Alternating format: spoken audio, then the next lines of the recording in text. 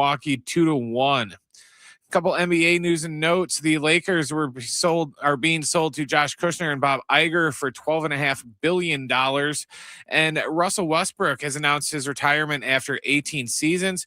Westbrook was a 9-time All-Star and holds the NBA record for most career triple-doubles with 209. Run a business and not thinking about radio? Think again. Because people are listening to radio more today than they did 20 years ago. And only iHeartRadio connects with more Americans than TV, digital, even social. Learn how radio can help your business. Call 844-844-iHeart.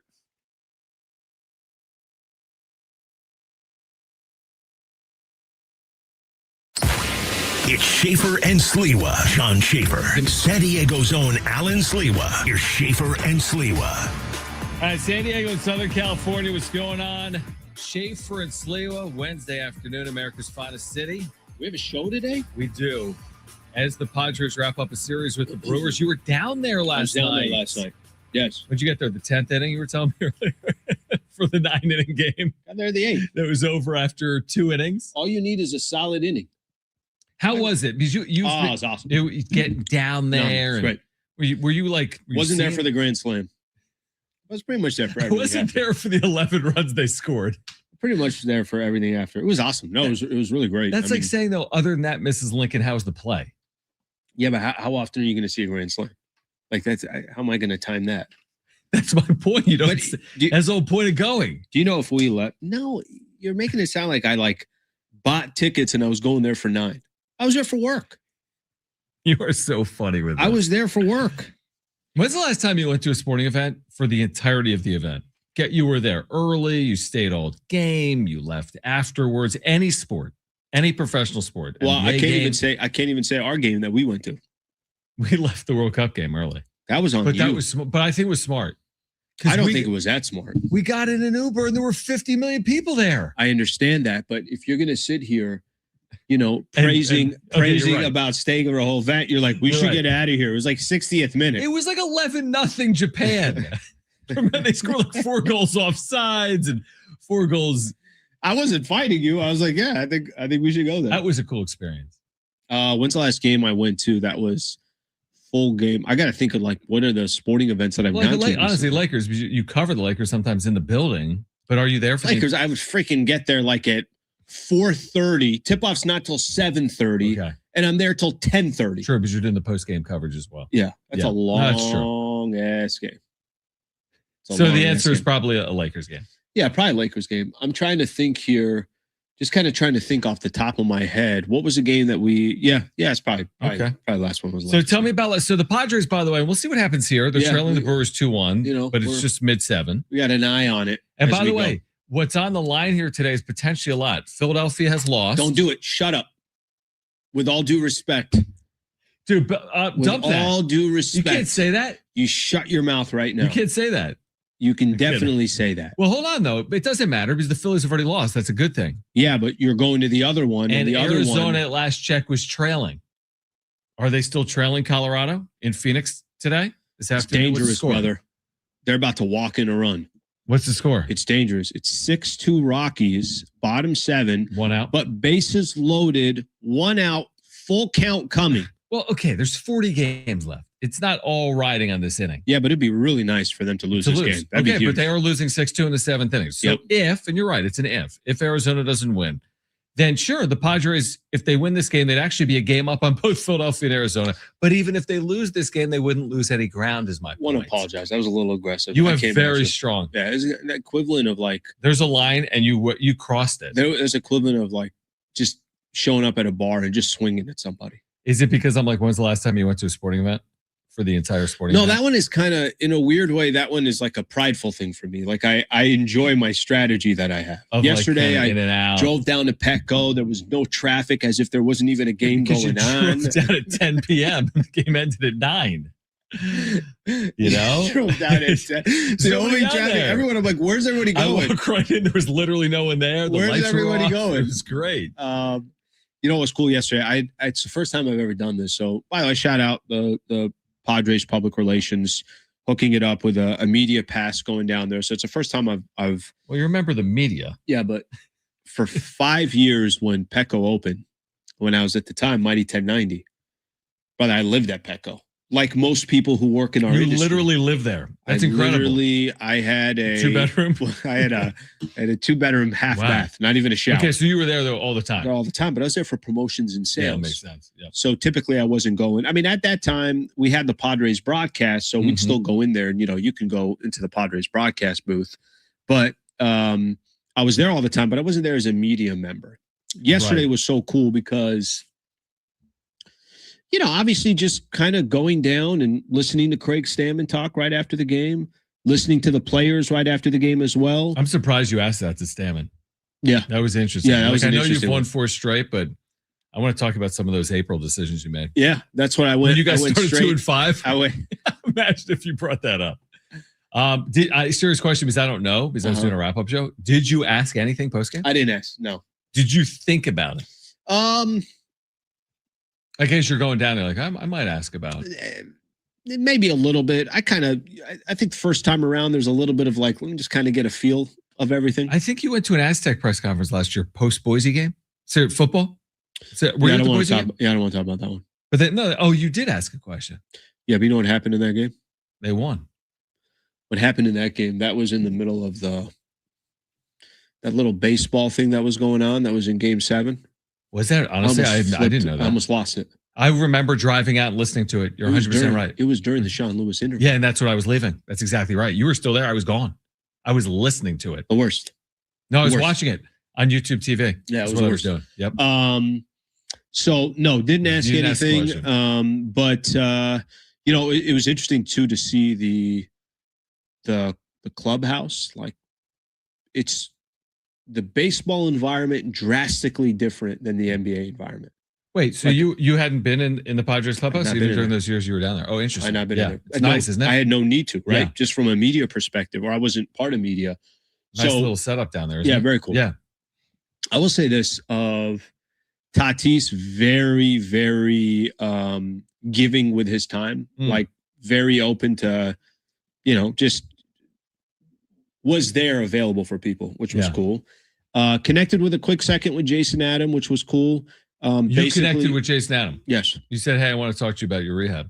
We were both walking out at the same time. And he's like, Alan. Said hello, introduced myself, and he was encouraged with where he's at. So, something to keep in mind with that. Obviously, he could be a key piece of the bullpen, but it was cool. The environment there, like I said, it's completely different than an NBA environment. NBA environment, I felt like this environment was much more open so that you got a lot more action going on. With the NBA, it's like tighter. All they do is change there, and then they're going to another room where there'll be more chill and stuff like that. Where so it was a lot different. Yeah. Did Jason Adams say he usually listens live or more on the podcast to the show? Like, is he an iHeartRadio app listener? He only listens to your podcasts. Okay. So doesn't listen to us. Just listens to you. I think he actually, what he meant was he listens to the show, but every time you speak, he just fast forwards. He turns it down. He turns it down. Turns it back. Right away, turns it down. So I'm glad it was a good experience. That was awesome. Are you honestly, this is perfect. Why don't you go back down today? Why don't you get credentialed for today, Alan? You could show up by 2 hours after the game. So you're going to do this on your own today? Yeah, I'm fine with that. Yeah, get down there. Go ask Stammen a question. Now, I will say, when did Dustin May become the best pitcher in baseball? I want to ask you that question. Ooh, I like that. Maybe a reverse jinx. He's been dominant. He's unstoppable. Today. If that's what we have to do to get things I will going. say this. Robbie Ray. One of these guys take a pitch every once in a while, too. I thought Robbie Ray was going to look more like Casey Mize in the second start. I thought he'd give you the 6 innings. I thought he did battle, but he threw 80-something pitches in 4 innings. Left trailing 2-1. We still have time, but we do. Is it fair to say we need to see more from Robbie Ray? 2 starts in.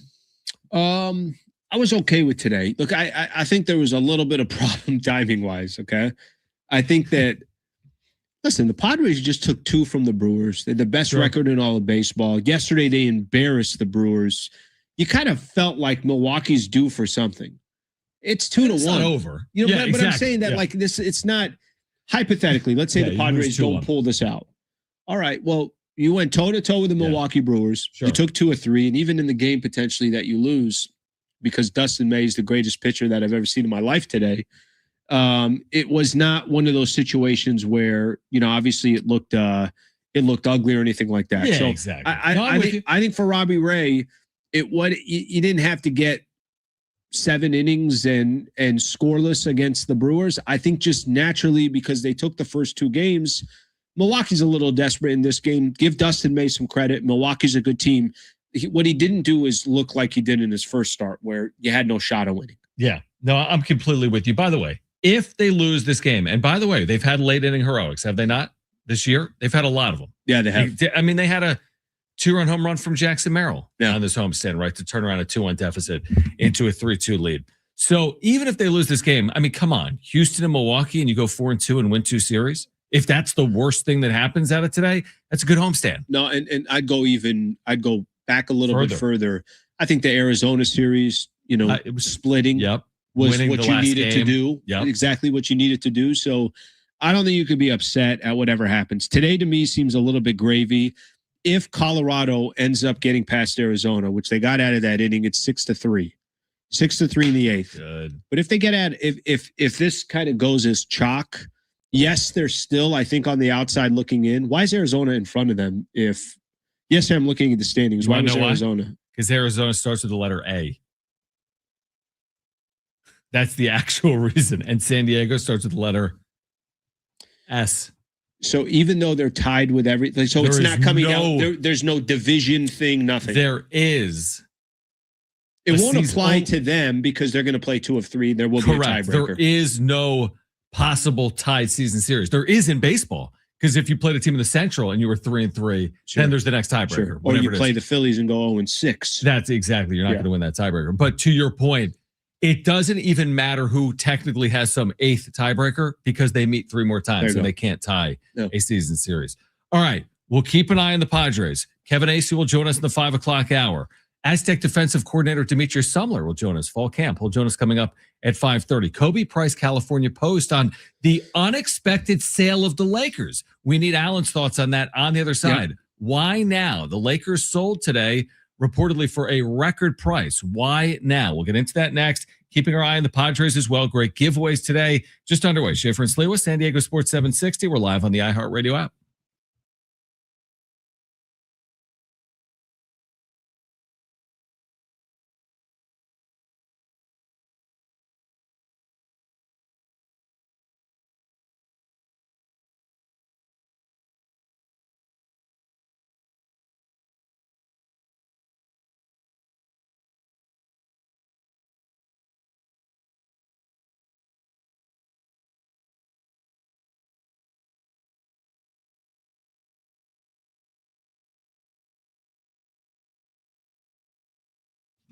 Hey guys, it is Schaefer again for my friends at the all-new Jamul Casino Resort, the Players Place. August is the perfect month to get to Starlight Pool. Experience next level chill. You can soak up the sun, soak in the views. San Diego's ultimate rooftop pool, where day passes start at just $40. So grab friends, relax, make it a pool day to remember. Plus, keep the weekend vibes going with Sunday pool parties at Starlight Pool with live DJs, cocktails, cabanas, and all-day rooftop energy. That's at the Hotel and Spa at Jamul, where you can experience elevated luxury. They've got their refined hotel stay, the rooftop relaxation we're talking about, the indulgent spa treatments, all the excitement of Jamul Casino Resort seamlessly brought together in one unforgettable destination. Take your stay to the next level. They have exclusive hotel packages crafted for the ultimate escape. And while you're there, you'll love all the food options like Jamul 23 with their lobster buffet every day. You can enjoy all-you-can-eat lobster every day, plus dozens of other delicious stations at the all-new Jamul Casino Resort, the Players Place.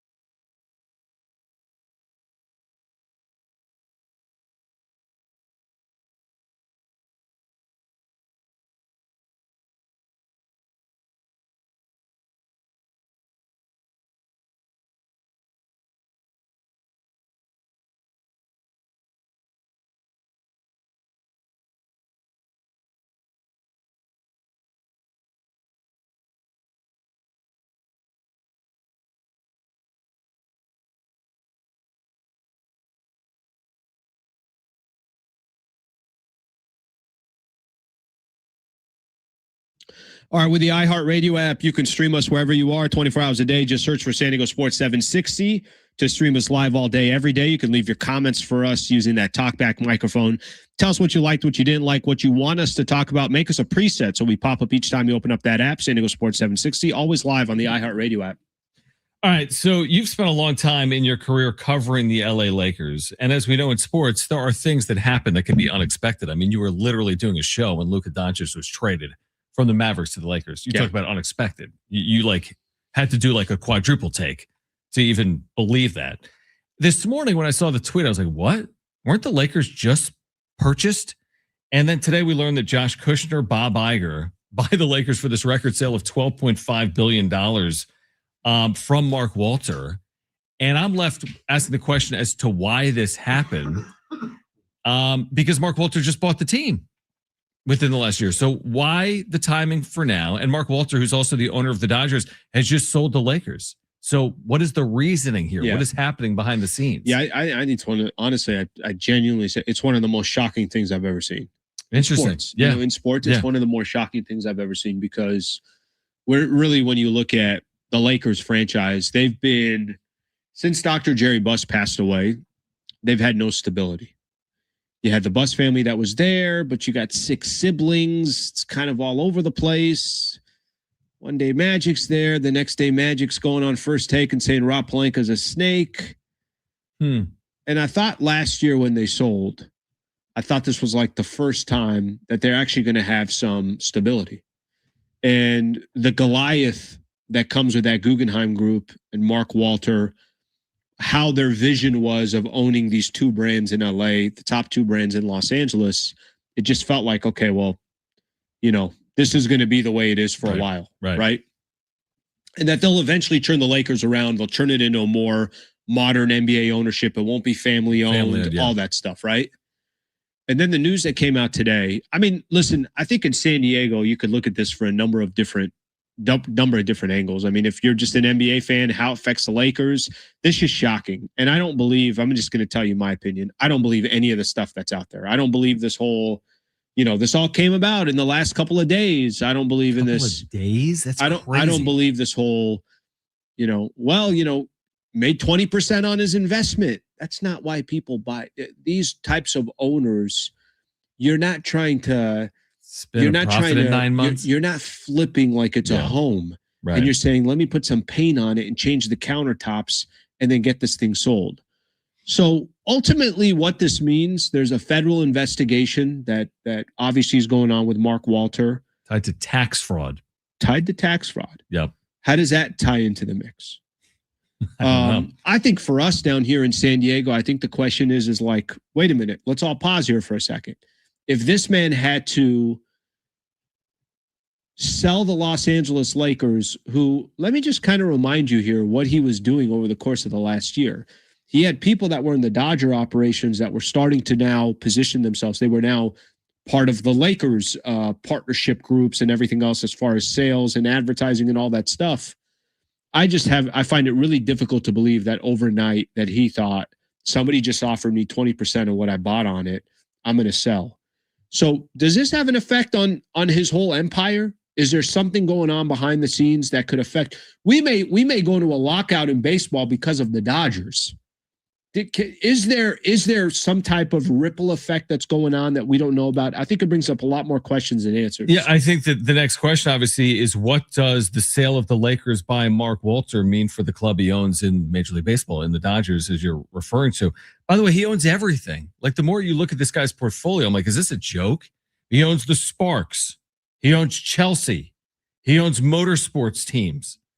Formula One, like he owns everything. Yeah, but that's not, I mean, to be honest with you, that's almost like chump change to Kroenke.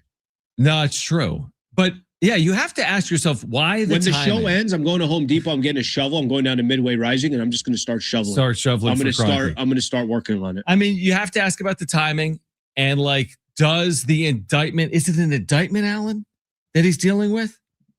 He's under federal investigation. He's being investigated by the federal government for alleged tax fraud by other companies tied to the billionaire. Yeah. Is that why he sold the Lakers today for $12.5 billion? Are they tied directly to each other?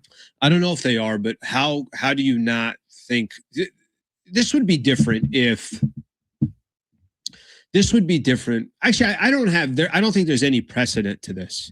I don't think there's a precedent of somebody buying a team and 9 months later selling it.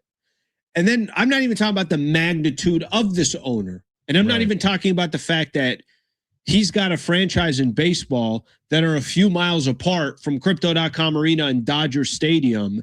And I'm not even talking about how he was trying to kind of merge these two companies in kind of these franchises and make them more and more in sync with each other.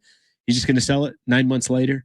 So how do you not ask the question of, well, does this federal investigation have anything to do with it? I find it very, very difficult to think this guy was buying this franchise to turn him around in 9 months, a year. I say 9 months because I think it was first reported that they were selling about a little bit over a year ago, but I think officially he became the Lakers owner in October. I mean, you have to at least ask this. Like, does what's playing out with Mark Walter right now, whether it's with the Lakers or with the investigation, have any impact on the Dodgers' ability to spend the way they've spent? Sure. I mean, that's obviously a fair question to ask. If you're anybody right now in sports, are you not asking the question of, wait, what the hell is going on? What's the effect? What's the trickle-down effect? I mean, I'll just use the Dodgers as an example. I mean, this past offseason. Oh, yeah. Okay. You spent $240 million on Kyle Tucker. It was like nothing. I was going to say the offseason before they spent over $1 billion. But I'm just using one individual player. I mean, they got in with Diaz. There's other stuff that they did. They've been on an absolute spending spree. Money doesn't matter, which is why we may literally have a lockout, is because we're watching the Dodgers and they're spending. Right. But yet he had to sell.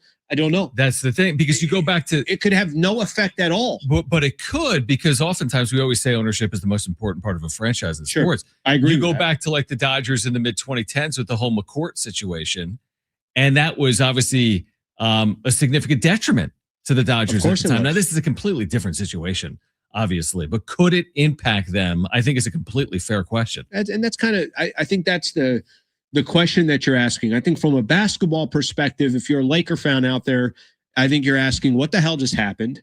And listen, Bob Iger and is it John Kushner? Jared. No, Jared Kushner is Ivanka's husband. Oh, it's John Kushner? Yeah, it's not Jared Kushner. Josh. Oh, I'm sorry, Josh Kushner. Josh. Yeah, it's not Jared Kushner. I thought it was Jared Kushner. No. That's the other one. Yeah, no. I thought it was Jared Kushner this whole time. Josh Kushner, just so you know, gives you an idea. Do you remember last week where everybody was losing it around FIFA because the FIFA president was trying to sell a 20% private equity stake in FIFA? And you had basically all the European and all these other groups that are like, yeah, we're not going to participate with FIFA anymore if you sell this. That was going to go to Josh Kushner and his group. Gotcha. So that's who this is. Who's walking into this. That's who's walking. I don't know if that's going to be unbelievable ownership for the Lakers or not, but I don't think the story is the new owners. The story of these last few hours is, why did Mark Walter sell the Los Angeles Lakers? That's the story that I think we're all trying to piece together. Yeah, fascinating story that's playing out right now in LA. And again, could it potentially impact the Dodgers moving forward as well? Updates from Petco Park, where the Padres are seeking a sweep of the Brewers this afternoon, but they'll need to do so in come from behind fashion. Plus, we'll tell you coming up about some of our giveaways today, including a 4-pack of tickets to see Luke Bryan and Jason Aldean August 16th, this weekend at Petco Park. We'll give those tickets away this hour, so don't go anywhere. Schaefer and Sliwa, San Diego Sports 760. We're live on the iHeartRadio app.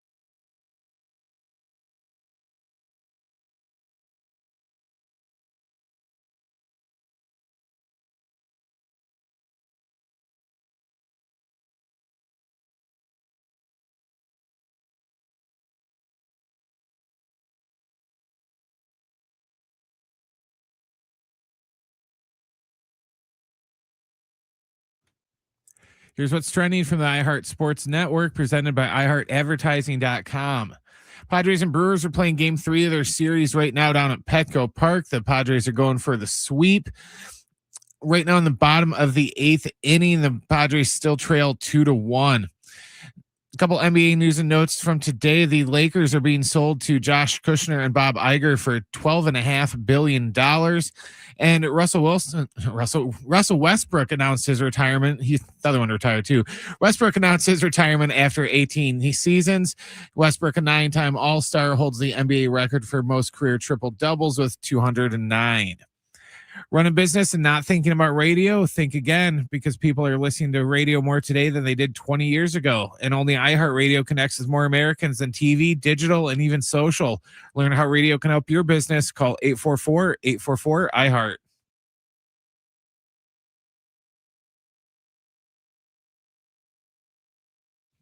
All right, we have a 4-pack of tickets to see Luke Bryan and Jason Aldean that we're going to give away this hour.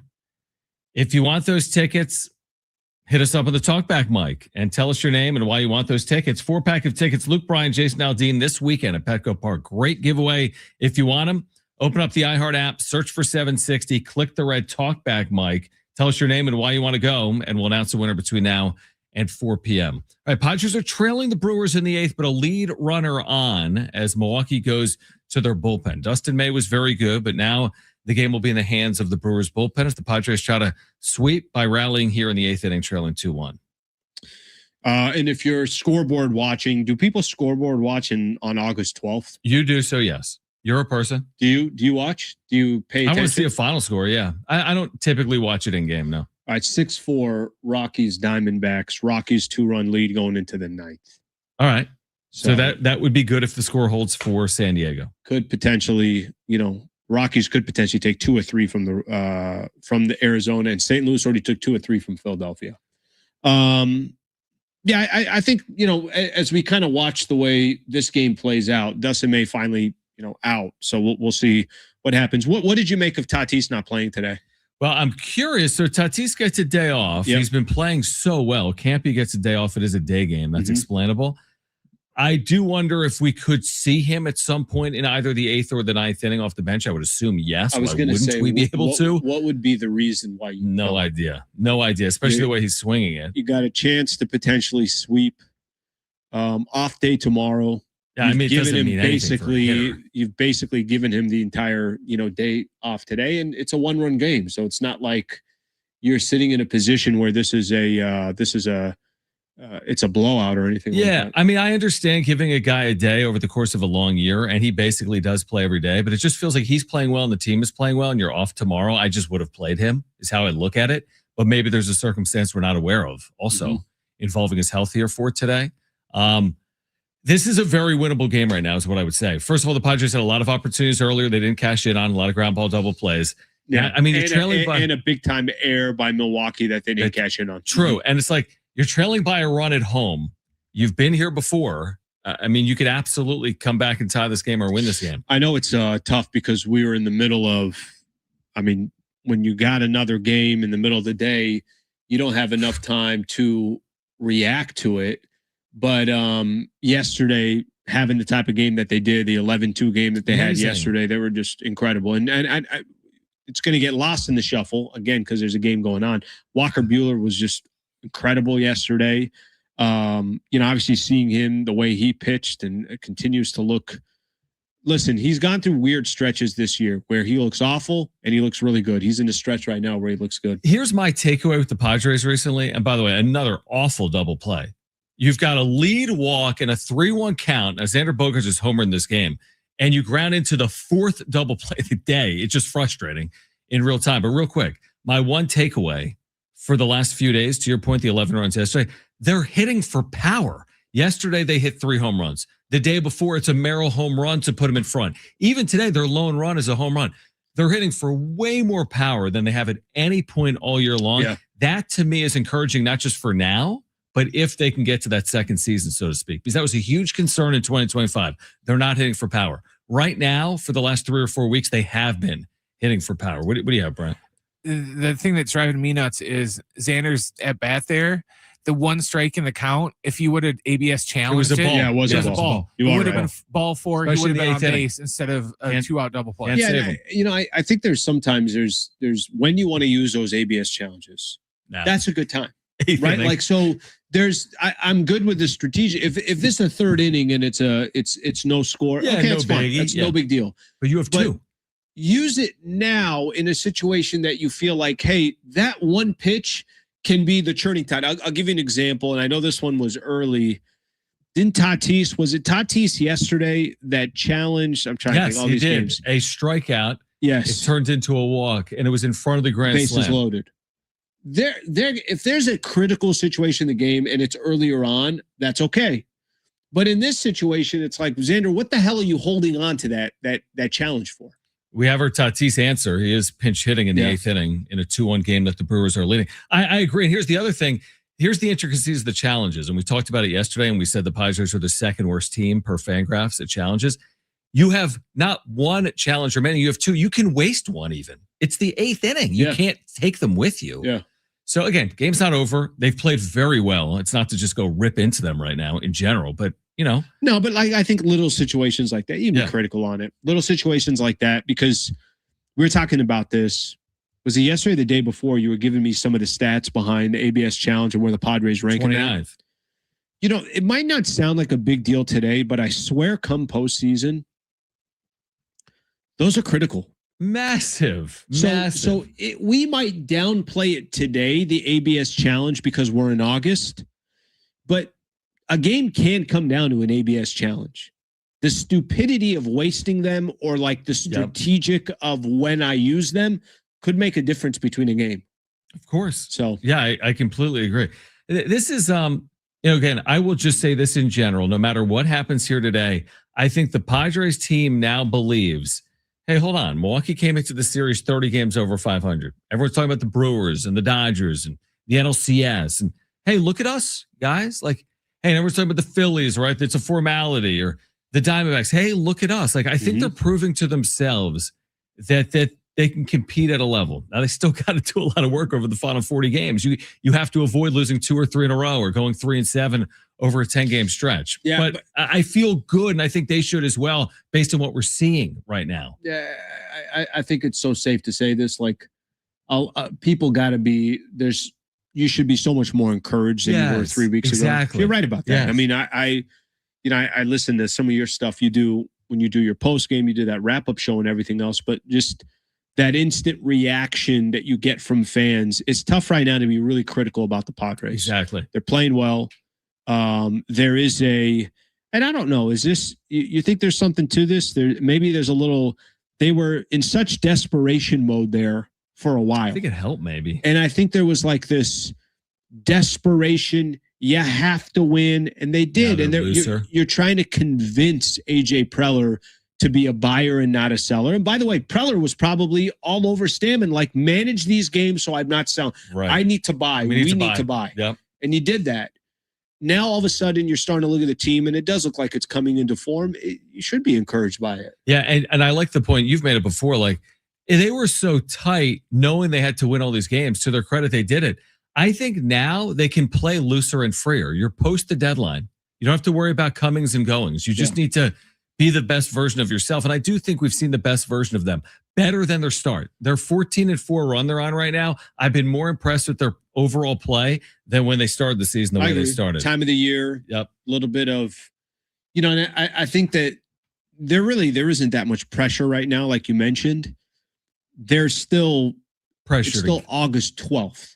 Right. As in, they're playing good ball, but this isn't the final week of the season. You have to win every game. So maybe that looseness is helping them on a game-to-game basis. Yeah, no, I would agree with that. After this game, Padres off Thursday. They'll begin a road trip where they're going to Cleveland, and then they're playing the Mets. You've mentioned the point about strength of schedule. Mm-hmm. And a lot of their harder strength of schedule over the last 40-something games was based on even Houston, but certainly Milwaukee.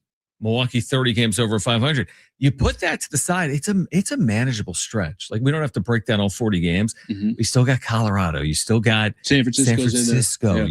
You still have the Mets in there. So yeah, you got to play the Dodgers and the Diamondbacks. But yeah, you still get the Mets in there, and the Rockies and the Giants. So I think it becomes much more manageable once you get through the stretch. And they've played well, by the way, in this stretch. All right, so we'll see how this plays out. Man, a sweep would go a long way, wouldn't it? Yeah. I mean, you sweep this thing, we'll see what happens in the Colorado-Arizona game. I mean, you could be a game up on those two teams. Yeah, it's been one of the things I will say, and it's kind of weird watching some of these other teams in the NL. Some teams still in the mix here. Like Miami is kind of quietly staying relatively close. Back, yeah. But there are other teams that are way out of the mix now. And I think the more interesting team to me right now in the NL, what's going on with Philadelphia? Like, could the Phillies just be one of those years where it's like, on paper, they should be a phenomenal team. But could it just be one of those years where they never found a way to click? That's a good point. They lose their manager in the middle of the season, not lose their manager, but early on they fire their manager. They come all the way back, but they're like, it doesn't feel like they should be in this wild card mix. Remember, for so long we were sitting there and we spent so much time talking about this wild card spot, but only thinking one's available. And Philadelphia has just kind of fell their way back into this race that you never thought they would be in. I mean, are they the 2023 Padres? Although the 2023 Padres were more on the outside looking in, and never really threatened. But yeah, we'll see what happens with these three teams. Who's going to make it? Who's going to be on the outside looking in? All right. On the other side, we'll give away a 4-pack of tickets to see Luke Bryan and Jason Aldean this weekend at Petco Park on the 16th. If you want those tickets, tell us why on the Talkback mic. Just open the iHeartRadio app, search for San Diego Sports 760, click that red Talkback microphone, tell us your name and why you want to see the show. By doing that, you're entered to win. We'll announce the winner on the other side. Plus, more schedule release from the NBA today that we can get into. Kevin Acee will join us at 5 p.m. Don't go anywhere. Schaefer and Sliwa, San Diego Sports 760. We're live on the iHeartRadio app.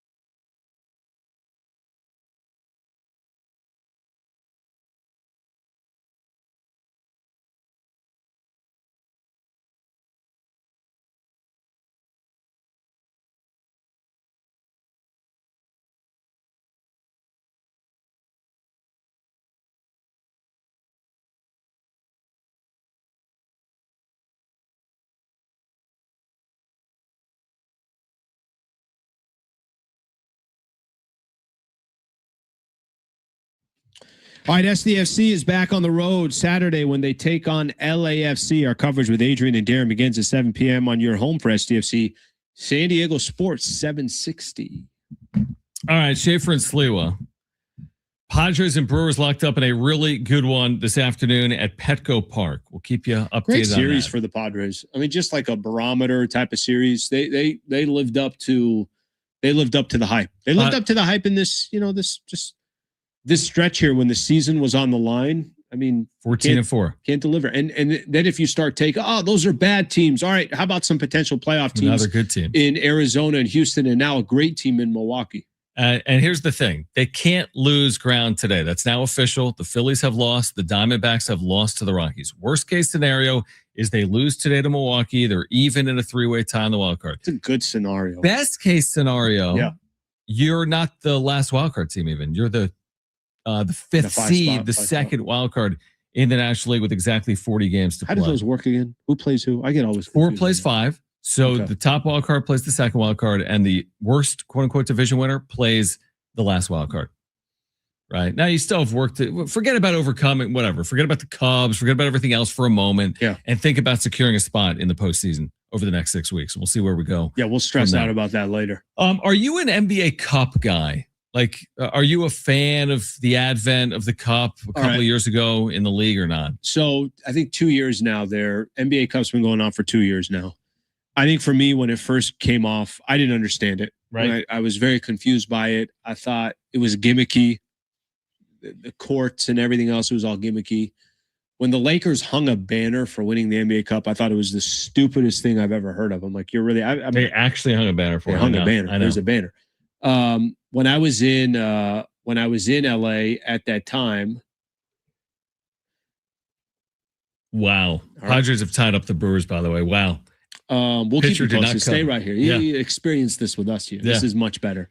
You want to walk through whatever happened there? It's a ground ball on the right side that should have ended an inning, and the pitcher didn't cover first base. Well, I to be honest, I'm going to give Cronenworth a ton of credit. The way he's trying to run that out, he made it. At least he was going to make it close. I don't know if Ashby took off right away, so we'd have to wait and see. I don't think he did. Because it was kind of the in between here. And by the way, I don't think he did. Yeah, he's saved by that. Just by it. Oh yeah, got that. Huge. That's huge. I mean, by the way, the at bats they've had in this inning have been incredible. Yeah. Renhefo, Cronenworth, the pitcher. Xander challenged. Probably getting more this inning, but anyway. Amazing. What were we talking about? We were talking about the Cup. NBA Cup. So just real quick on the NBA Cup. I remember at the time, so I'm in LA, and at that time I was kind of right in the thick of a lot of my Lakers coverage, and I hallucinated when they put up a banner. I'm like, this is the dumbest thing I've ever heard. What do you mean you're putting up a banner? Do you know what's up there? Only thing up there is Wilt Chamberlain, Magic Johnson, Kareem, all these NBA championships, and you're putting an NBA Cup banner. So I thought it was gimmicky. You know? I will say this: last year, it was Knicks and the Spurs that were in the finals, right? The finals. The year before, maybe OKC was in it. I don't know who was in it, but like the fact that it was Knicks and the Spurs, and then it was Spurs and OKC that were in the semis. You got some really good matchups out of it. Mm-hmm. And for an NBA season that's 82 games and there's so many games that are not important, I don't think it took away from like what a regular NBA season was. So in a weird way, I didn't mind the NBA Cup. So what happened today? The schedule came out? Yeah, I mean, the schedule came out. They kind of hype it up like, hey, in these initial games, like, I don't know. For a moment when they initially announced it 2 years ago, or what was it, 2 seasons ago, I was like, okay, I'm intrigued by the novelty of it. I want to see what it looks like. My issue with it was I didn't even know it was an NBA Cup game. They used these bizarre floors, and that was to signify that it was an NBA Cup game. But it didn't make sense to me, like the group play and the divisions and who moves on. So, like, on one hand, I kind of like it. Like, you get to the final 8, the quarterfinal, and you go from 8 to 4 single to 2. elimination. I like that. But the way you determine who's in that event, I don't know. I feel like it's a start of something, but they could use some updates to it. So they are doing the point differential. So you are kind of, scoring what you want. I don't know. But let me tell you what it is. It's soccer. That's what it is. The idea, the concept comes from these European leagues. Right. A lot of these European leagues do it. So I'll just say this. For somebody who was very critical about it at one point, it didn't take anything away from the regular season. Right. And I think it actually added some games that you had more interest in than you would have in the past. So I go back to what I just said. I don't think it took anything away from it. So I was when the dust settled, I was okay with it. What is it for the NBA? It's an excuse from marketing, some new sponsors, all that stuff. But it's growing on me a little bit. Do you like the move? The championship the first 2 years was in Las Vegas at T-Mobile. They've moved it to a college building, Hinkle Fieldhouse, home of Butler University. Love that. In Indianapolis, more intimate environment. It's like an 11,000 seat building we talked about. Yeah, I'm with you on that. I'm with you on that. All right, so they've played 8 innings. Whoa. They've played 8 innings at Petco Park, and the Padres and Brewers are tied at 2 this afternoon, with the Padres trying to sweep Milwaukee. It's turned into a heck of a game downtown. All right, you're walking into the 9th here. You going Morihone now? Now, are you starting to use Morihone and Mason Miller? I think I'm going to Mason Miller. You're going to Mason now? I think so, because you can't. You need to? Yeah, because you're in a tie game, so you can't use Miller in a save situation from here on out. Mm-hmm. So I think I'm turning to Mason Miller right now and saying, give me a scoreless inning and let's go win this thing in the bottom of the 9th inning. Let's not. Am I being too cute by saying go Adrian Morihone in the 9th so that in the 10th you just got such a strikeout machine in the 10th? At second, you have that. No, you're right. That's possible. They might go to Morihone in the 9th inning. And by the way, if you're like Milwaukee, like you can't have what just happened there happen. You know what I mean? Like this is now the Padres kind of had a run gifted to them. I credit Cronenworth for the hustle there. But Padres are even, and we'll see if the Padres can sweep this series, sweep the Brewers. You know, go back to yesterday with Milwaukee. What should have been not an inning-ending double play. It would have been the first 2 outs, I think, of the inning. Was it the second baseman that dropped the ball at second? Correct. And from there, they scored 5 runs. That's where they get the 5 runs. It could have been a triple play that ball. Today, obviously, this error here. I don't know if that. I don't even know if that's considered an error infield hit. What they give them? It's definitely an infield hit. So it kind of just shows too that if you're the Padres, I think this also gives you a little bit of encouragement. And this is also why you don't trust the Brewers. It's also why they could be 30 games over 500, like we said it, but the Milwaukee Brewers, they just don't give you this fear like other teams. Oh, dude, to your point, if you're a Brewers fan, you're like, this is deja vu. We've had these great regular seasons. We talked about this yesterday with teams that are good in regular seasons. They don't trust in postseasons. There's one series. It's a moment in time, but there's no way we're going to get to the NL playoffs and be like, I'm taking Milwaukee to get to the World Series. I know this is a little because of where they are record-wise, but Philly would scare me more than Milwaukee. That ceiling, maybe, I know what that ceiling is. Yeah, their offense, their top 2 starters. And I know that team. Yeah. Like, I've seen that team at its best. And that's... No, we didn't see Mizorowski, but okay. No, you're right about that. 100%. That's one game in a 3-game series or 2 maybe in a 5-game. You're right about that. Yep. And we shouldn't undermine that. You're right about that. They do go to Mason Miller now in the top of the 9th inning, trying to secure a sweep. If the Padres win this game, they're in playoff positioning as the second wild card in the National League. So we'll keep you updated.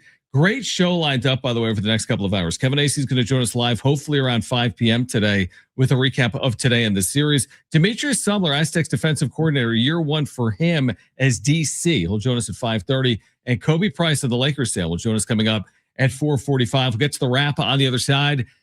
Updates from Petco Park as well. Hour 2, Schaefer and Sliwa here on San Diego Sports 760 and live on the iHeartRadio app is next.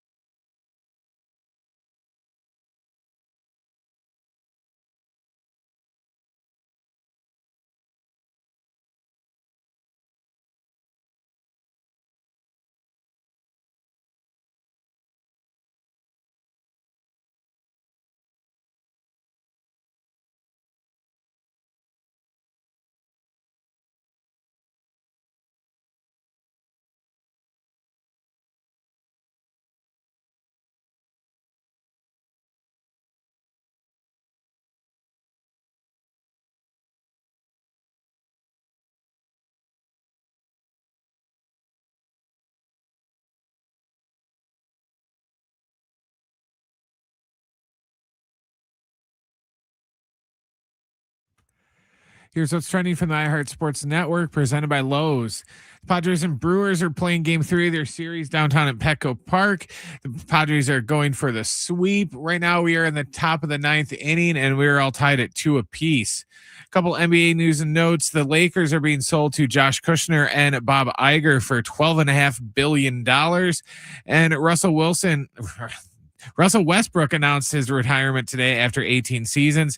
Westbrook, a 9-time All-Star, holds the NBA record for most career triple-doubles with 209.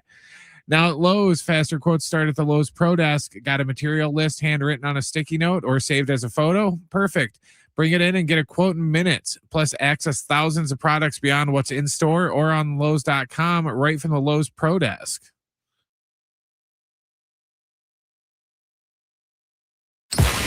It's Schaefer and Sliwa. Sean Schaefer and San Diego's own Alan Sliwa. Your Schaefer and Sliwa. All right, hour 2. Schaefer and Sliwa, San Diego Sports 760. We'll get to the wrap in a moment. Great giveaways throughout the course of the afternoon. Great guests as well, including our Padres Insider, Kevin Acee. It has been a very good one, or at least closely played downtown between the Padres and the Brewers. They moved to the 9th, Alan, in a 2-2 game this afternoon. This is when I like walking in.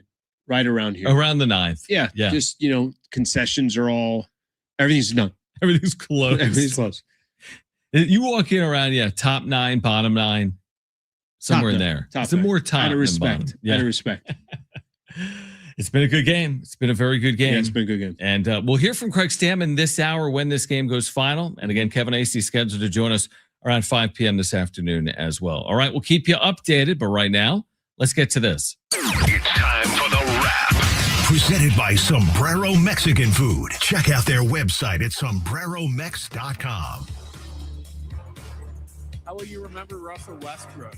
He just retired. He didn't retire. Yeah. So Russell Westbrook retires, was in the league, obviously, for how many years? 18. 18 years for Russell Westbrook. I got to be honest. I don't know if you want to go see some of the most, ferocious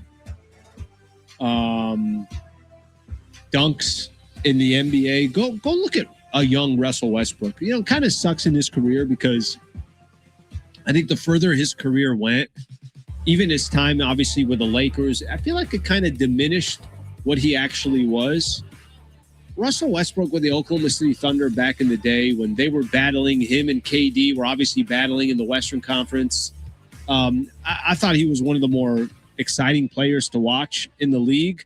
I'm going to remember him for his younger days. I don't think I need to remember, bro, he's a triple-double machine. Remember he had the season where he averaged the triple-double?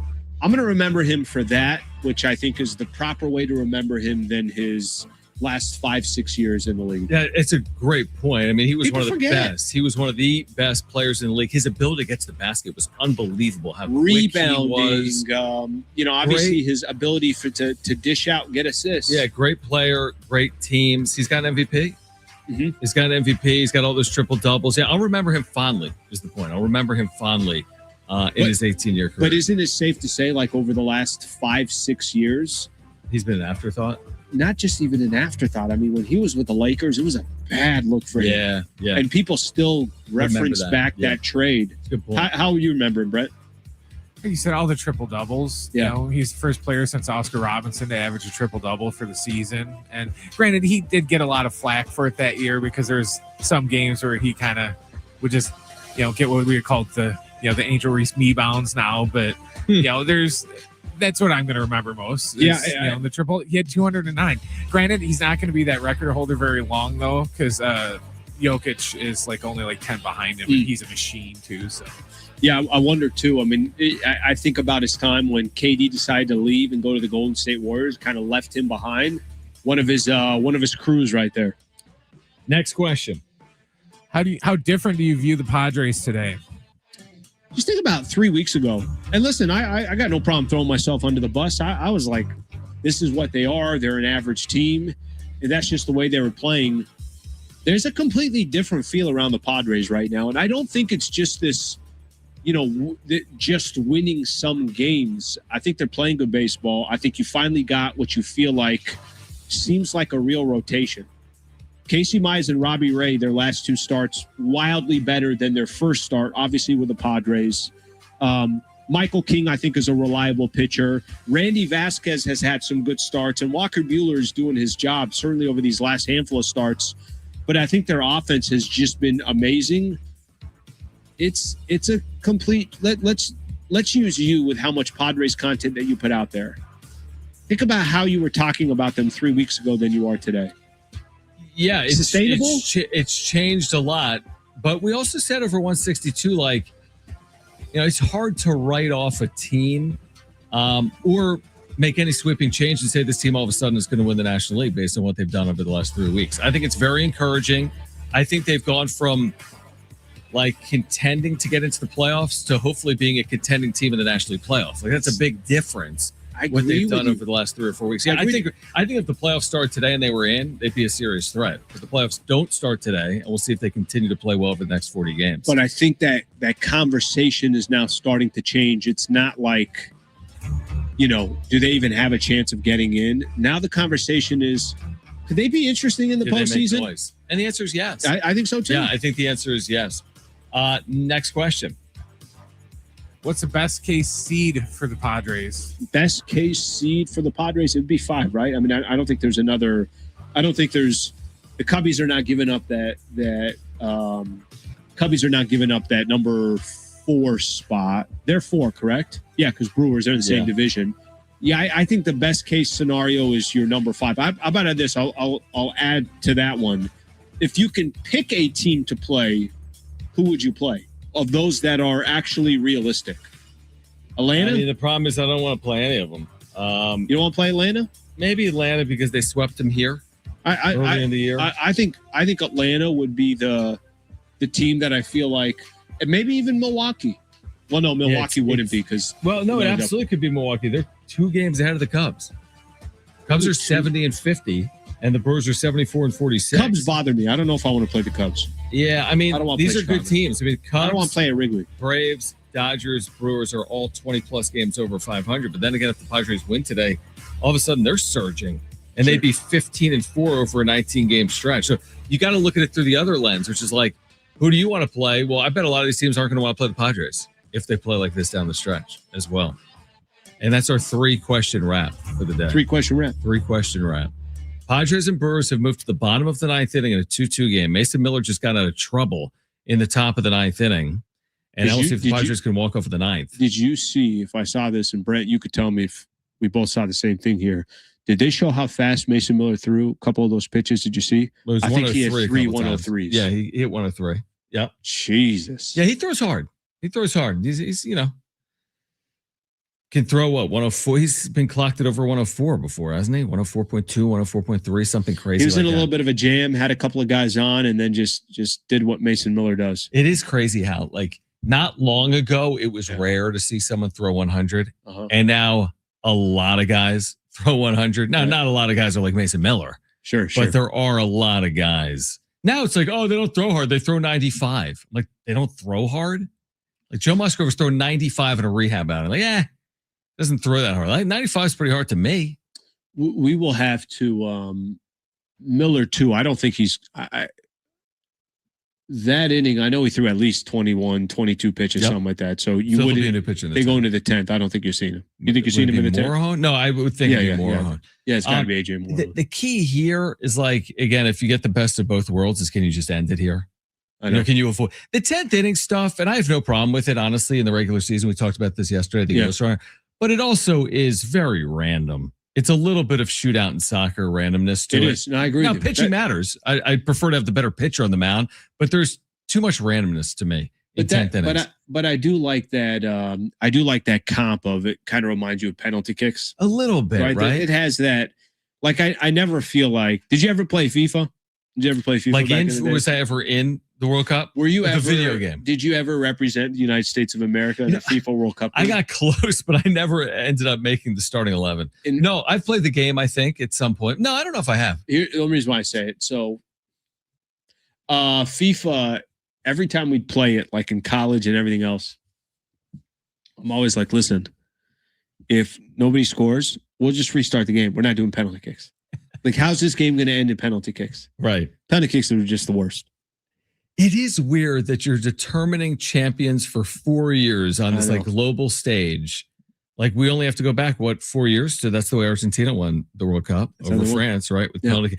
I would say that's actually more random. Golden goal. Let's do golden goal. I think that's more random than a 10th inning ghost runner, honestly. Would you rather have don't do the 2 extra times because they do 15 and 15, 30 minutes. But it's not golden. What's that? Like you could score and then they keep playing. Yeah. What I'm saying is, why don't they just do after 90 minutes? It's golden goal. So if it happens in the first 5 minutes, it happens in the first. Why 5 don't minutes. they do that? Didn't they do that at some point in the history of the World Cup and then switched it? You don't know the history of the World Cup? I don't. I know it a lot, but I don't want to share that information with you. Well, I'll give you. Here's another thing that I wasn't particularly fond of. Remember all the credit that Team USA got for winning the gold medal in Olympic hockey? Yes. Jackson Merrill, by the way, is just scorching hot right now. But all that credit that the U.S. got for winning the gold, which again we all appreciated. It was an amazing moment. They won playing 3-on-3 overtime hockey. The rules of overtime hockey now in the Olympics are not 4-on-4. They're not 5-on-5. You're taking away the credit. A little bit. I hate to do that. I even did it in real time. It'll be remembered as this amazing moment, but isn't like so. It's not hockey. To you. It's not a moment. Don't walk me into that. No, it's a moment, history. But 3-on-3 is not how you play hockey. Are you not rooting for the United States? Like I'm a little confused here. If in Olympic basketball in LA, Team USA won the gold against France and Wemby, but it was 3-on-3, what would you say? Like it's just play 5-on-5. No, I agree with you on that. Yeah, it makes sense. But it's what you do is you scrutinize everything. I really do. You really have to look at it and say, let me find the negative thread here. That's exactly what I do. I want to hear from Craig Stammen when this game goes final. It's not an if, but when this game goes final, we will hear from Craig Stammen. Padres trying to win it and come from behind fashion today. They're tied at 2 with the Brewers in the 9th, maybe a base hit away from walking off Milwaukee. So we'll keep you updated on that. Khobi Price, California Post, will join us coming up at 4:45 this afternoon. More on the sale of the LA Lakers. And Kevin Acee scheduled to join us in the 5 o'clock hour. Demetrius Sumler, Aztecs defensive coordinator, will join us coming up at 5:30. Ton to get to. Giveaways as well. On Musgrove as well. All right, an update on Joe Musgrove for you as well here on Schaefer and Sliwa, San Diego Sports 760, live on the iHeartRadio app.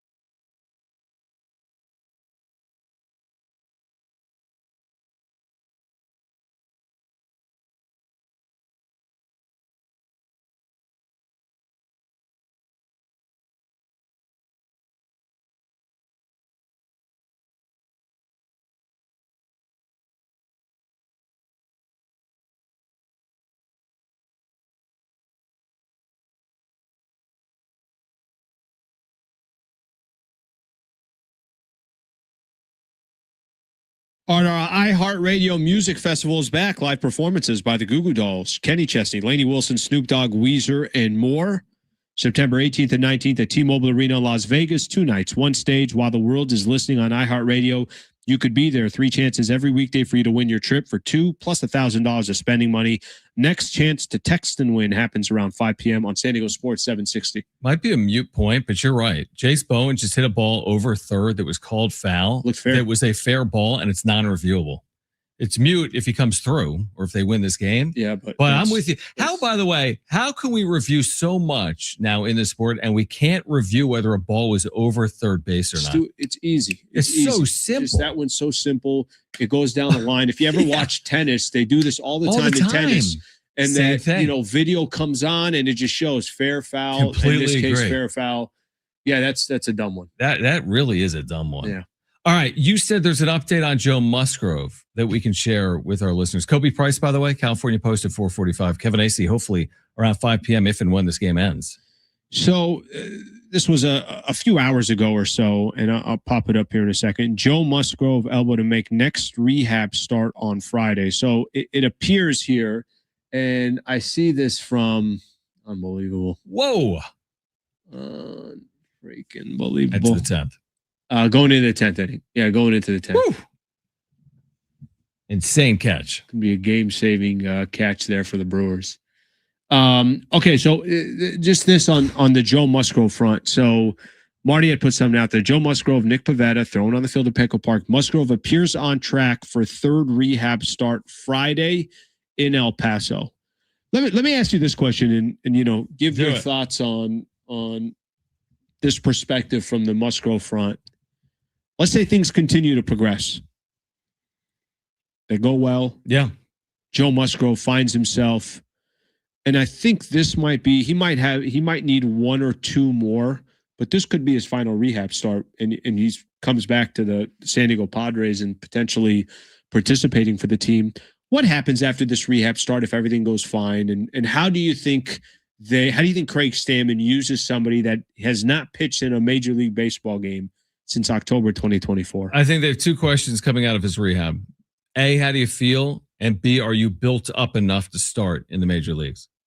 Because if he gets out of that thing and he doesn't throw enough pitches, you don't want to put him in a situation where you're hurting both him and the chance for the team. Like if he's only in a situation where he's going to give you 55 pitches, and it's the big leagues, and all of a sudden you're taxed in an inning, and now it's like 2 2/3 innings and you have to go to your bullpen.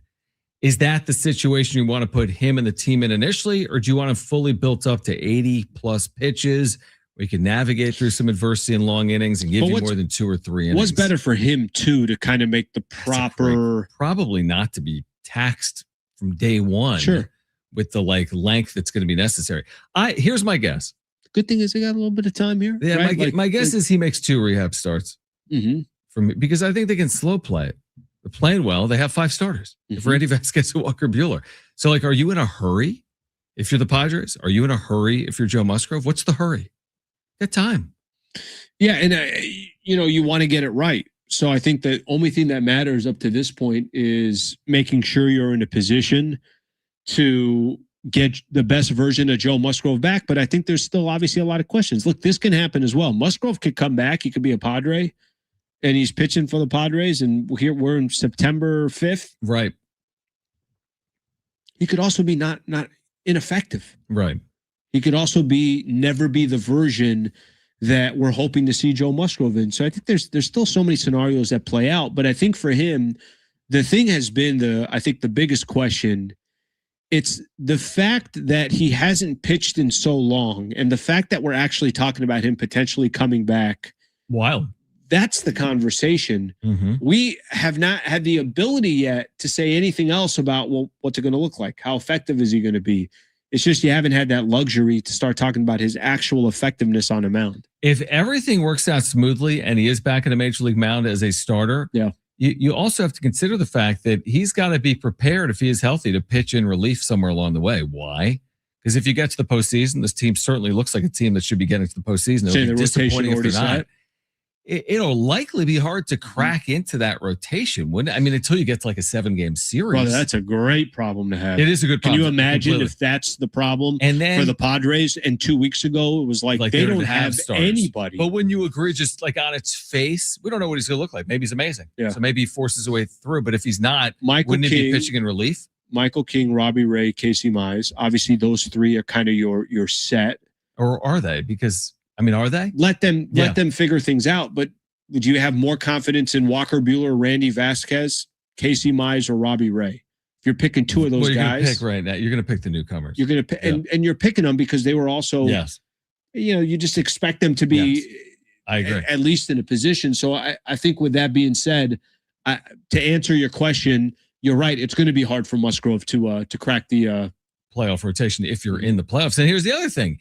Would he even be the fourth starter in that scenario if you needed 4 starters? Or would it be, to your point, someone like a Walker Buehler, someone like a Randy Vasquez? Mm-hmm. We don't know about Nick Pivetta. We're not holding our breath, obviously, right now. Did we get an update on him, by the way? Well, Marty said in that initial tweet, now she didn't really say too much more than that, but she said that Joe Musgrove, Nick Pivetta, she's got video of them both throwing on the field at Petco. Okay. So they were throwing on the field today, and then she just right after that, Musgrove appears to be on track for his 3rd rehab start Friday. Honestly, I'll be honest. I'm excited about the idea of Joe Musgrove returning. I don't want to get too excited because I don't want to get my hopes up. Of course. And then there's some type of setback like we saw with Nick Pivetta. But the closer we get to it, like you said, from October of 2024 to getting this close, like that's encouraging. Yeah, I think it's, to be honest with you, I think it's, one of those things where it feels like there's been so much anticipation and so much question marks about Joe Musgrove. I mean, if you told me a month ago we're in this situation, I think I'm just assuming we're talking about Nick Pivetta way before I'd be talking about Joe Musgrove. I agree with you. What a game this afternoon at Petco Park, man. It's just a back and forth affair. Are you a day game guy? Do you like going to games like this? Like this to me, if, let's just say hypothetically in the next 2 weeks, they're like, Sliwa, you're out of here, you're canned. I would look at the schedule and say, when can I go to a Wednesday, 1 o'clock? Not a hypothetical. Those are great. Not a hypothetical. It likely. Absolutely could play out. Likely. It could be very likely. Here's my one issue with day games. The sun. But I mean, it's not a bad thing. But you might want a little bit of shade or make sure to use the sunscreen. It's my one issue. Now with you're getting there in the 8th inning. It's not as concerning. You're only going to be in the sun for 40 minutes. I get there pregame. I'm taking it all in. You are so spoiled, bro. I'm there for 4 hours. Did you hear what you just said? The sun? My only issue is like the sun in San Diego. It could be a little. It gets a little sunny. Yeah, it's a little sunny out there. I want to have a cover up or whatever. It does get a little sunny. Okay, so we're going to keep you updated on this game. Obviously, Khobi Price is going to join us at 4:45. Your 8th inning thing, that was pretty good. I'm not going to lie. What was my 8th inning thing? Where you said, well, what do you care? It's probably shady by the time you get there. You get there in the 8th. Exactly. All right, Padres with a win are in a playoff position as both Arizona and Philadelphia have lost earlier today. Yeah. Kevin Acee hopefully joins us in the 5 o'clock hour. He was a beast yesterday. Kevin? See an Acee there? Oh, you saw Kevin? Oh, man is on a mission. Did you talk to him? Yeah. We spent some time together. Had you met him before? I hadn't met him in person before, but to be honest, we talked so much with him on radio. Kind of felt like Did you mention me? You never came up. In the entire conversation, it must have been short. You came up. You know who you came up with? Who? AJ Casabell. You came up because I didn't know he went to Penn State as well. You didn't know that? I didn't know that. Jeez, where have you been? It's like unbelievable. I thought you covered sports. You should know where every beat reporter went to college. I know that. That's shocking to me. All right, we'll see if the Padres can walk off in the bottom of the 10th inning of a 2-2 game. Kevin Acee joining us in the 5 o'clock hour. Demetrius Sumler, Aztecs defensive coordinator, will join us coming up at 5:30. Tons to get to, tons to give away. Stay with us here on Schaefer and Sliwa, San Diego Sports 760. 760. We're live on the iHeartRadio on the app.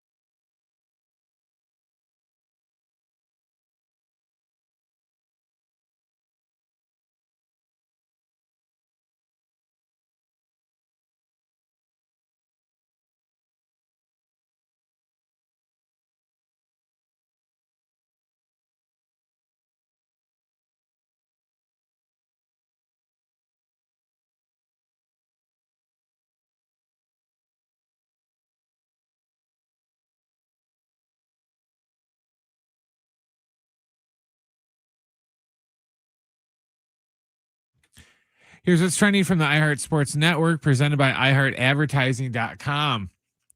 Padres and Brewers are playing game 3 of their series down in Petco Park. The Padres are going for the sweep. Right now, we are in the bottom of the 10th inning, and we are all tied at 2 apiece. The Lakers today, news came out that they were being sold to Josh Kushner and Bob Iger for $12.5 billion. And Russell Westbrook has announced his retirement after 18 seasons in the league. Westbrook was a 9-time All-Star and holds the record for most career triple-doubles with 209. Run a business and not thinking about radio? Think again, because people are listening to radio more today than they did 20 years ago. And only iHeartRadio connects with more Americans than TV, digital, and even social. Learn how radio can help your business. Call 844-844-iHeart.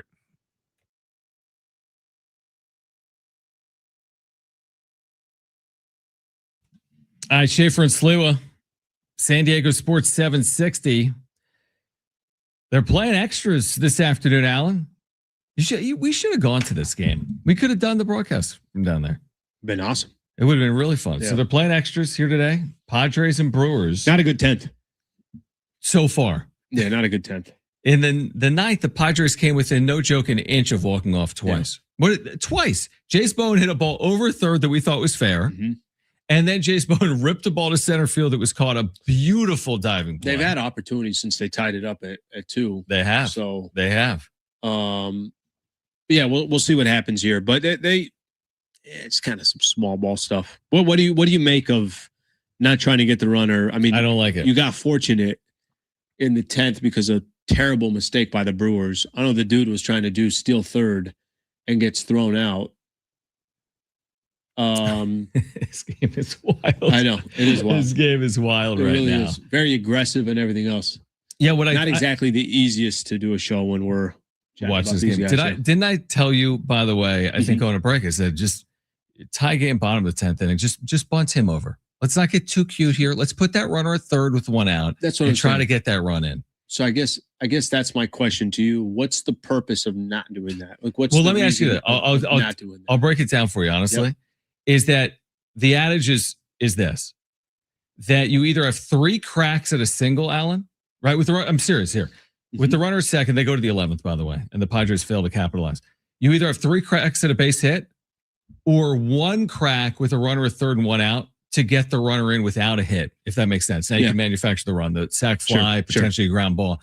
So it's like, what are you weighing? Do you want to swing away 3 times? You're 1 hit away, or do you want to put yourself in a position with a runner at third and less than 2 outs? I think it also depends who you have up. Absolutely. Completely agree with that. I think it depends, how you feel about the player. Maybe it also depends on how you feel about the person trying to bunt. Right. But if Xander Bogaerts is up for me, get his ass to third and call it a day. I agree.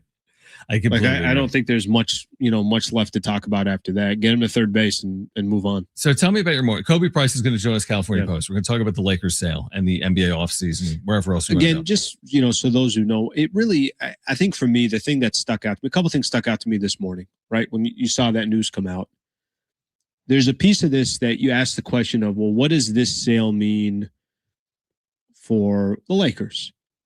But the other big piece of this is like, hey, is something going on with Mark Walter and his group that could affect the Dodgers? Like, we sit here every single day, we're talking about the Padres.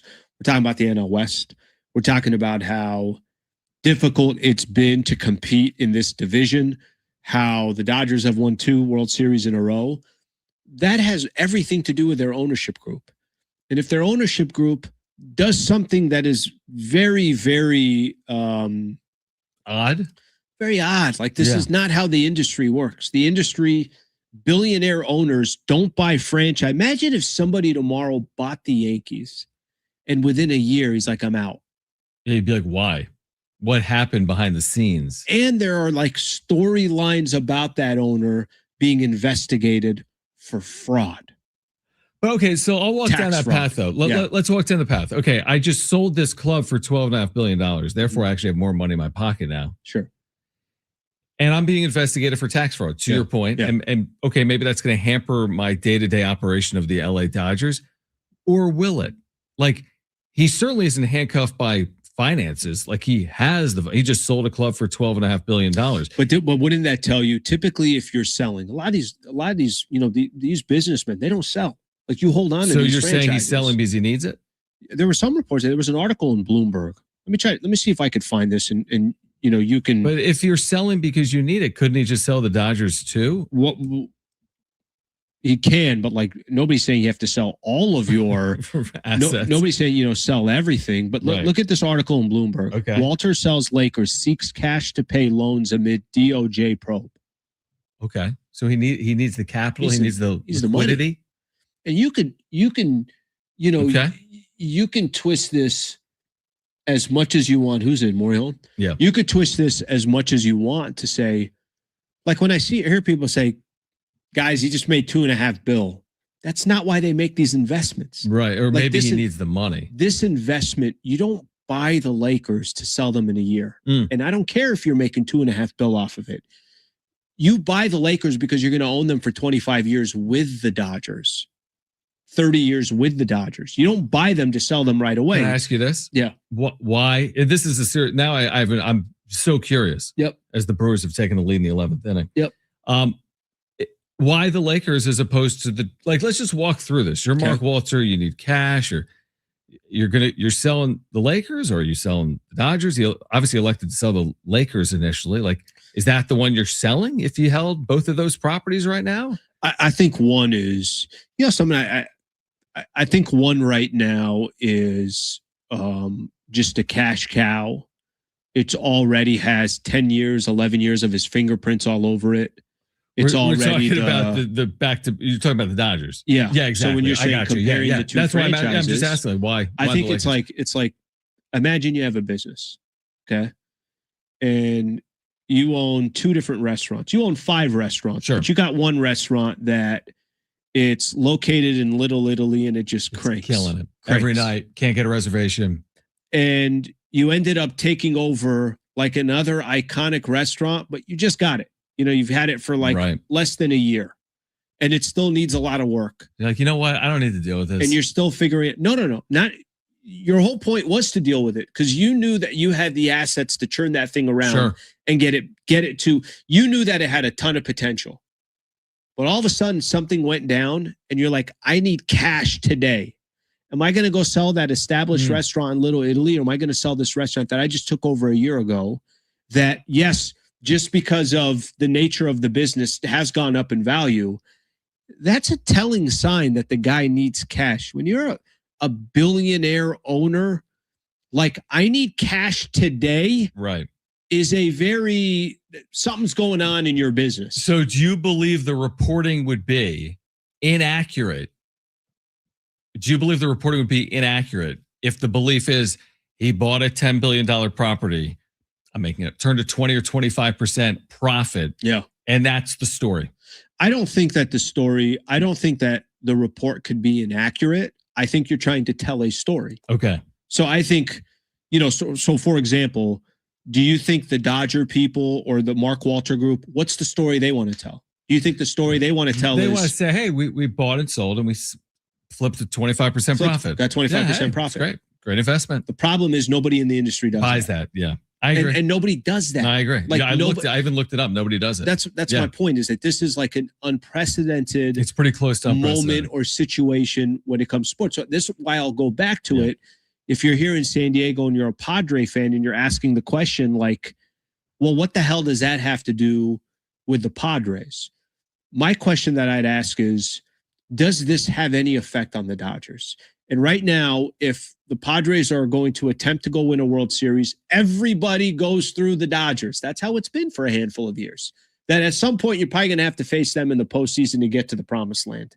And I don't know if this will ultimately have an effect on that franchise and that club. I have no idea. I just know that their owner, that felt like was untouchable, just sold the Lakers. And again, according to Bloomberg, Walter sells the Lakers, seeks cash to pay loans amid DOJ probe. No, I'm with you. Here's what I do know. It doesn't impact the Dodgers now, as in real time now. Sure. But to your point, it absolutely can impact their operations moving forward. I would stick by that point, though. What's happening on field right now, not to say the Dodgers are winning the World Series, I have no clue. They may not, but they may. My point is, this is all baked in right now. It doesn't, the ownership, I could own the team right now. You're right there. They'll finish off the season wherever they finish. Parks still there. Exactly. But Yamamoto is still there. But we're also concerned about the future. I mean, we're going to be watching this play out over years and years and years. And we're going to walk into, when this season ends, there's going to be a real legitimate question of does the structure of Major League Baseball need to change? Right. Is it equal when it comes to the competition right now? No, you're right. I mean, most people would say it's not.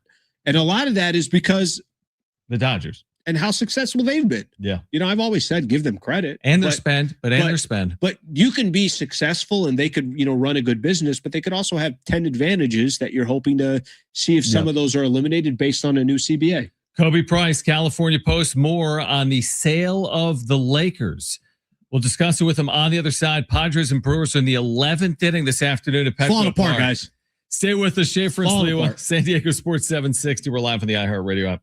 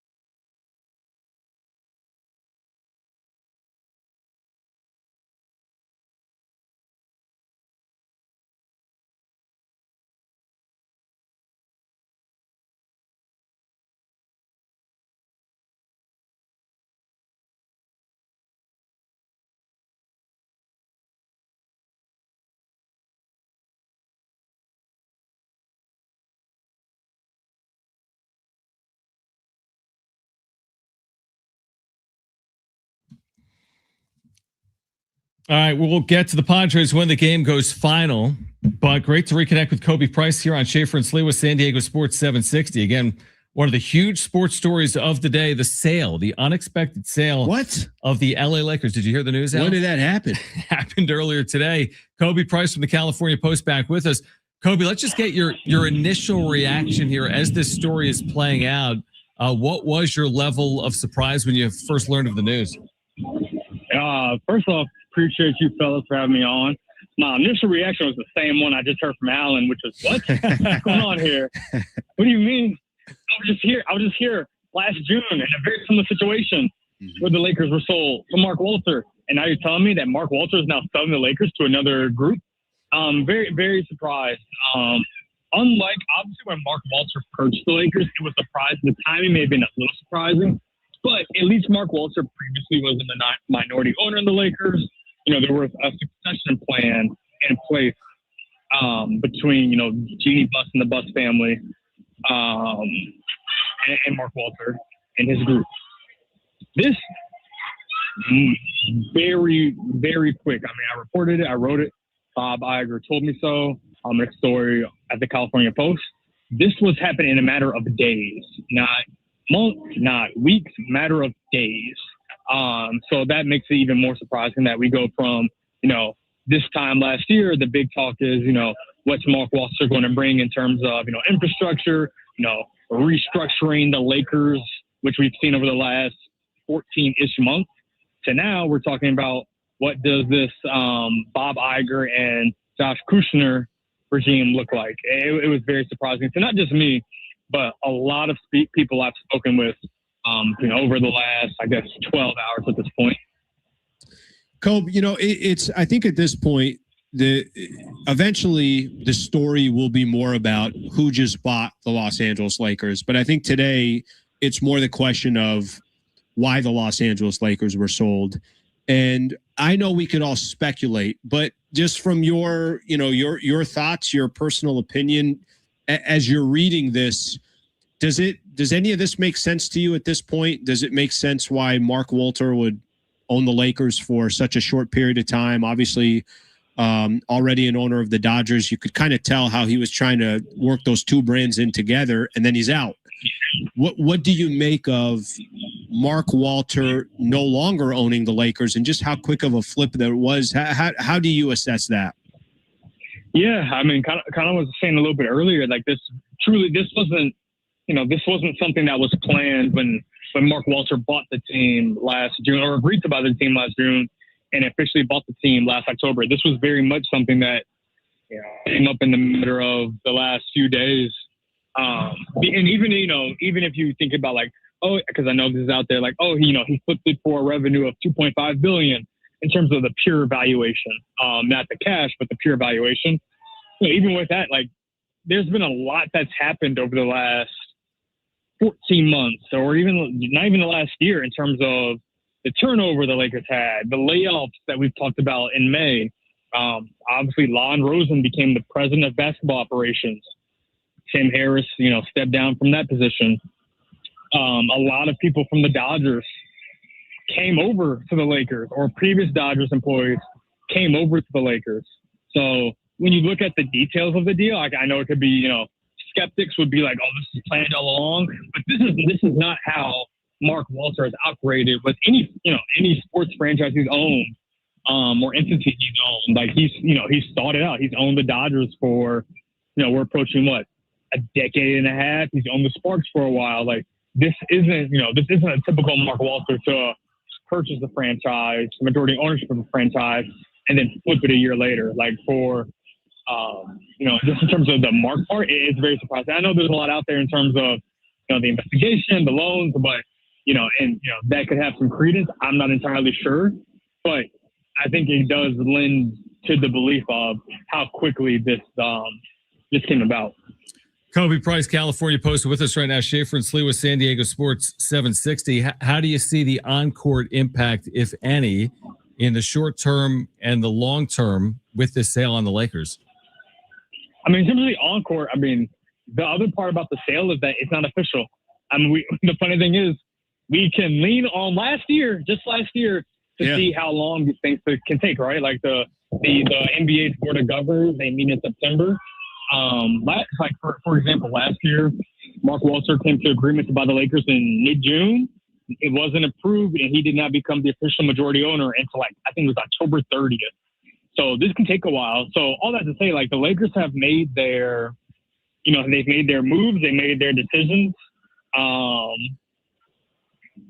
in terms of the Encore product, at least for the 26-27 season, I don't see this having much of an impact on the Encore product, because the other reality is, the Board of Governors, they meet in September in New York.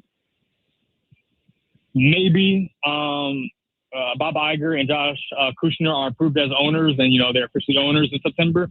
Maybe not. Maybe it comes in October. But by then, the Lakers will be, entering training camp, entering preseason. The team is going to be the team at a certain point in terms of at least the players and the on-court product. I mean, shoot, we still focus on the team. They're at 16 players right now. They're going to have to trim down to one. So the team is still very much what the team is and what it's going to be.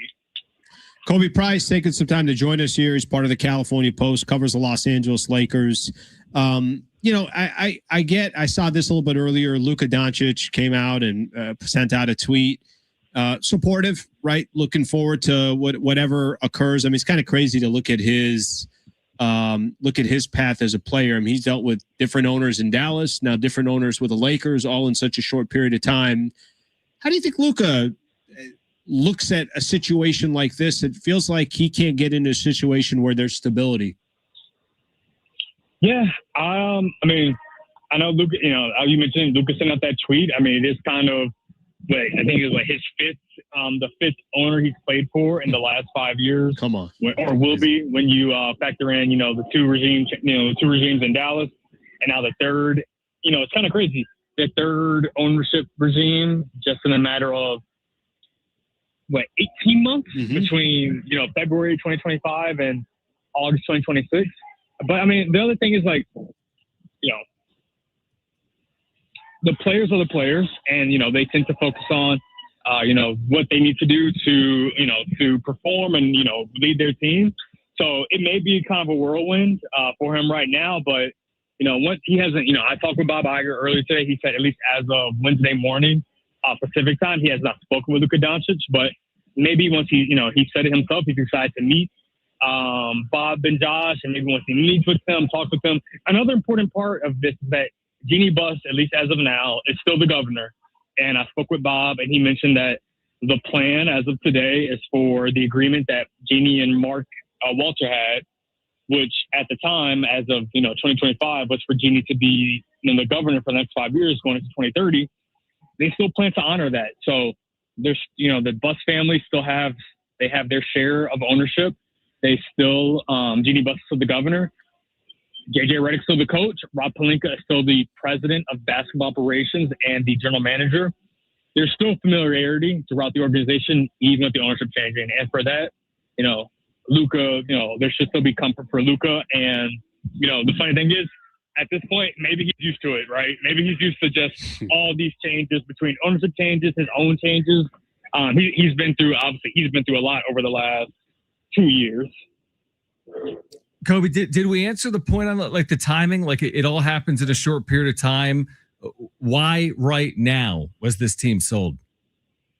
Yeah, I mean, I know that Bob Iger and Josh Kushner were, I reported, I wrote it, and it's been reported elsewhere, but they were very interested in the Las Vegas expansion team, right, or potential expansion team, which, talking with people, it went from you listen to Adam Silver in Vegas a month ago, where it's oh yeah, it's a consideration. So, speaking to Bob Iger, it's very much of yeah, we were interested in the expansion in Las Vegas. There definitely seems to be a certainty that's going to happen, even if there wasn't that before. But the reality is, this is more, my informed opinion rather than what Bob Iger told me, what I've been told. But, you look at what the Lakers are being sold for, $12.5 billion. The expansion fee for the Vegas team, it's looking like it's going to creep up high, maybe even potentially double-digit billion-dollar deal, and that's before you even get into, an arena, building an arena, hiring a staff, hiring a coach, player. So for them, and they could look at it and say, why are we going to invest 12.5, potentially more $1 billion or evaluation of that into this new expansion franchise when we can purchase the Lakers for 12.5 and we can inherit one of the most iconic franchises in sports history that has Luka Doncic on it, that has Austin Reeves on it, that just won, what was it, 52, 53 games last season, coming off back-to-back playoff appearances, 50-win seasons. For Mark Walter, why do you sell now after just purchasing the franchise last June or agreeing to purchasing the franchise last June? That's TBD. That's just something that has not been made clear to me right now. I'm sure getting more money back, in reselling rather after buying it helps. There's also out there I think it was Bloomberg reported that Mark Walter and his group are looking for cash, for the loans that they're being investigated for. So all these are factors for him, but for the new ownership group, it makes a lot of sense to go for the Lakers, a proven commodity whose valuation has increased exponentially over the last few years, as opposed to investing in basically an NBA startup where who knows what your valuation is going to be after you invest all that money in the franchise. Yeah, Khobi, that's such a great setup, which is, why I think that brings up the question more and more of why Mark Walter eventually traded or why he eventually sold. And like you just mentioned, we'll find out over time. Hey, great catch on the Bob Iger stuff. I mean, obviously, I love that when I saw that was your conversation with him. I know how much you grind out there. So great stuff. And I know that's worked at circles around. So phenomenal job on the coverage. And we'll connect soon, buddy. No, should you guys have me on? All right. Khobi Price, California Post. And on cue, the Padres in remarkable fashion walk off the Brewers and sweep away Milwaukee at Petco Park. With 2 in the 11th, Luis Campusano. Let's go. A 2-out RBI single to win at 4-3 for the Padres. We'll react to that on the other side. What's your thumbnail look like right now? It looks like the same thumbnail I created 2 hours ago. Hopefully, we'll hear from Kevin Acee in the 5 o'clock hour. Demetrius Sumler, Aztec defensive coordinator, will join us at 5:30. We'll hear from Craig Stammen as well. What a homestand for the Padres who sweep the Brewers. Full reaction coming up next on Schaefer and Sliwa.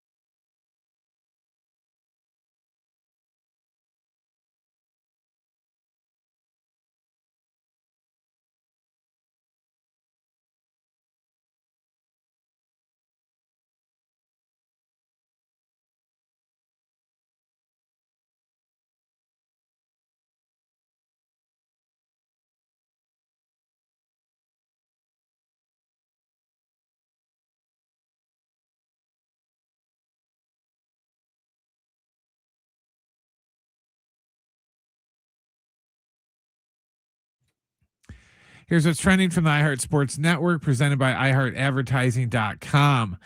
Padres just swept the Brewers in Game 3 of their series in extra innings, 4-3. They'll have off tomorrow before taking on Cleveland on Friday. NBA news and notes: the Lakers are being sold to Josh Kushner and Bob Iger for $12.5 billion. And Russell Westbrook announced his retirement today after 18 seasons in the league. Westbrook was a 9-time All-Star and holds the NBA record for most career triple doubles with 209. Running business and not thinking about radio? Think again, because people are listening to radio more today than they did 20 years ago, and only iHeartRadio connects with more Americans than TV, digital, and even social. Learn how radio can help your business. Call 844-844-iHeart.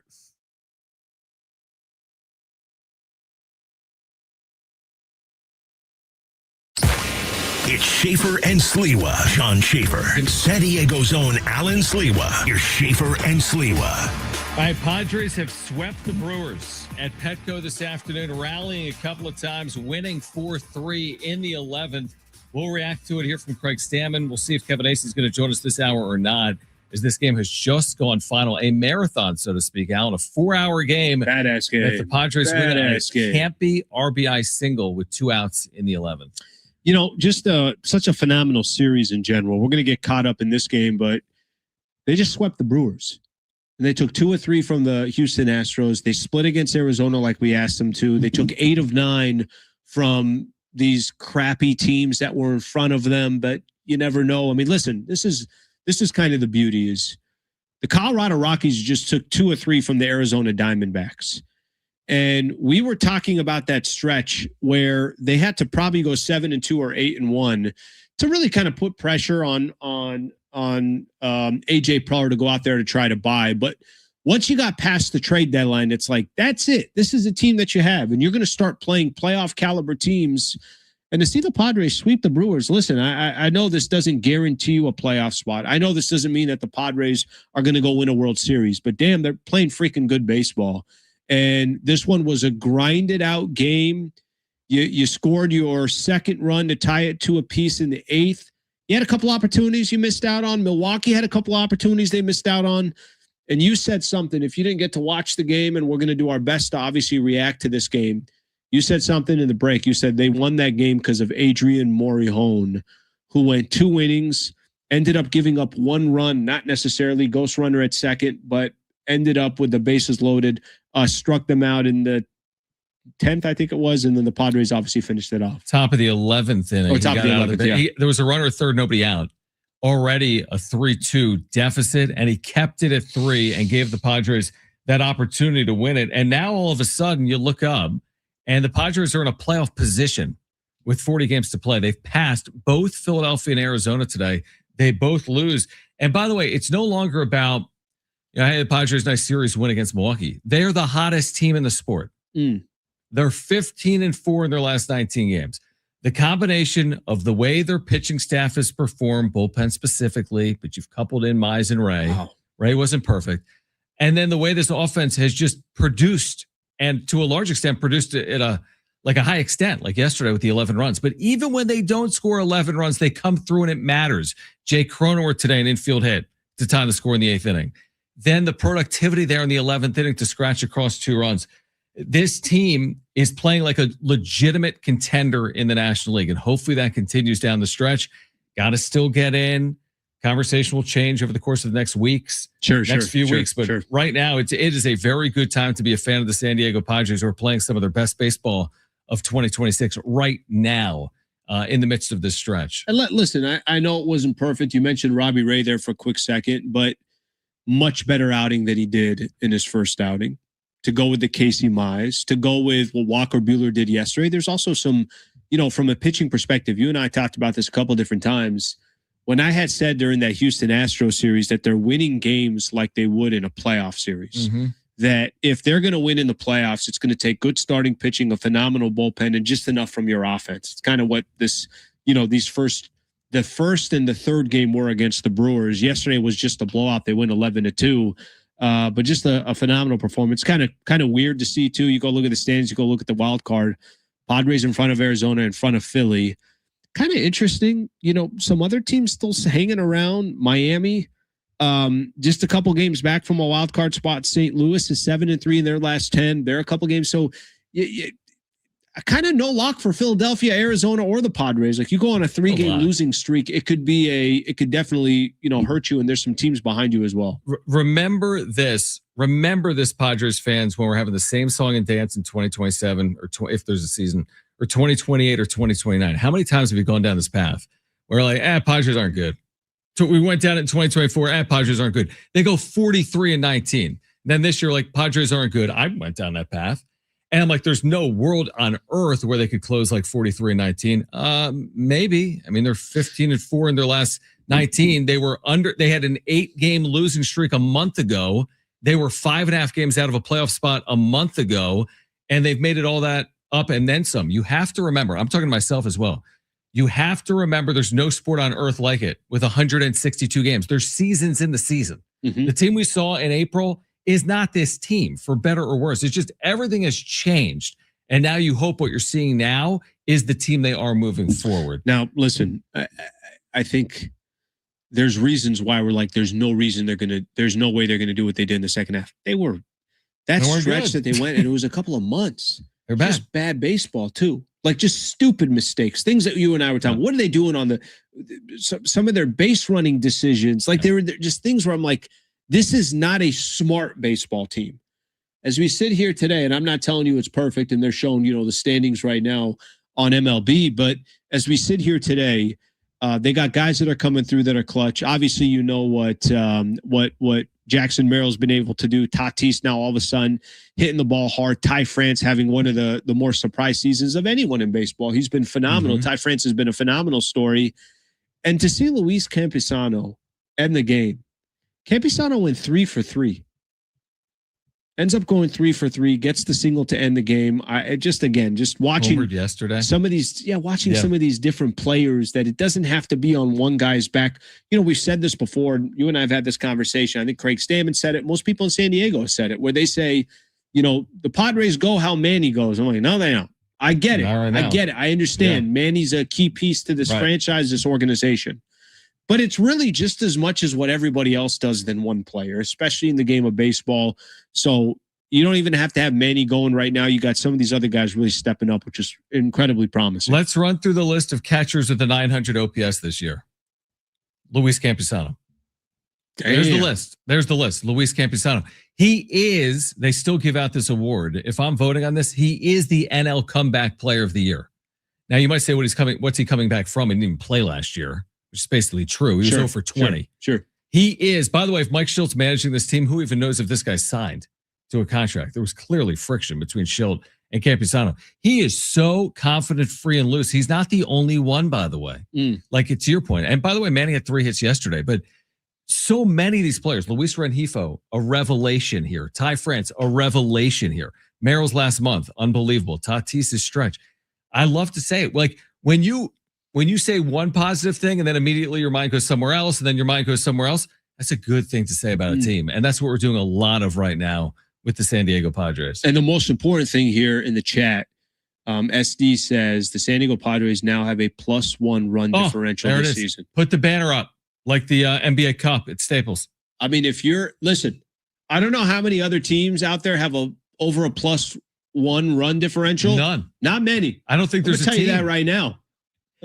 Dude, okay, so +1. If the season ended today, the Padres, for the first time in a while, we could say they would be in the playoffs. Mm-hmm. Now, on one hand, the season doesn't end today. Yep. But I could tell you right now that I'm confident that they're not just, like, I think eventually they can create separation. That's what I think the next goal is. Like, I don't want to have this conversation the final 3 days of the regular season. Don't point at me. Here we are. Arizona's one back with 3 to play. Sure. If they win 2 out of 3, they're in the postseason, and you're out. So, like, for me, like, the goalpost has shifted. The goals have changed. Of course, it's always been to make the postseason. I want to make the postseason and do it without the agony of needing to see the 162nd game. And now we're probably in front of that. There's still 40 games remaining. Yeah. But that's what I think their potential is right now. I think they can continue to play well, create some separation, and not have to wait till the 162nd game to get into the playoffs. They're right in the middle here as far as their strength of schedule, but remaining.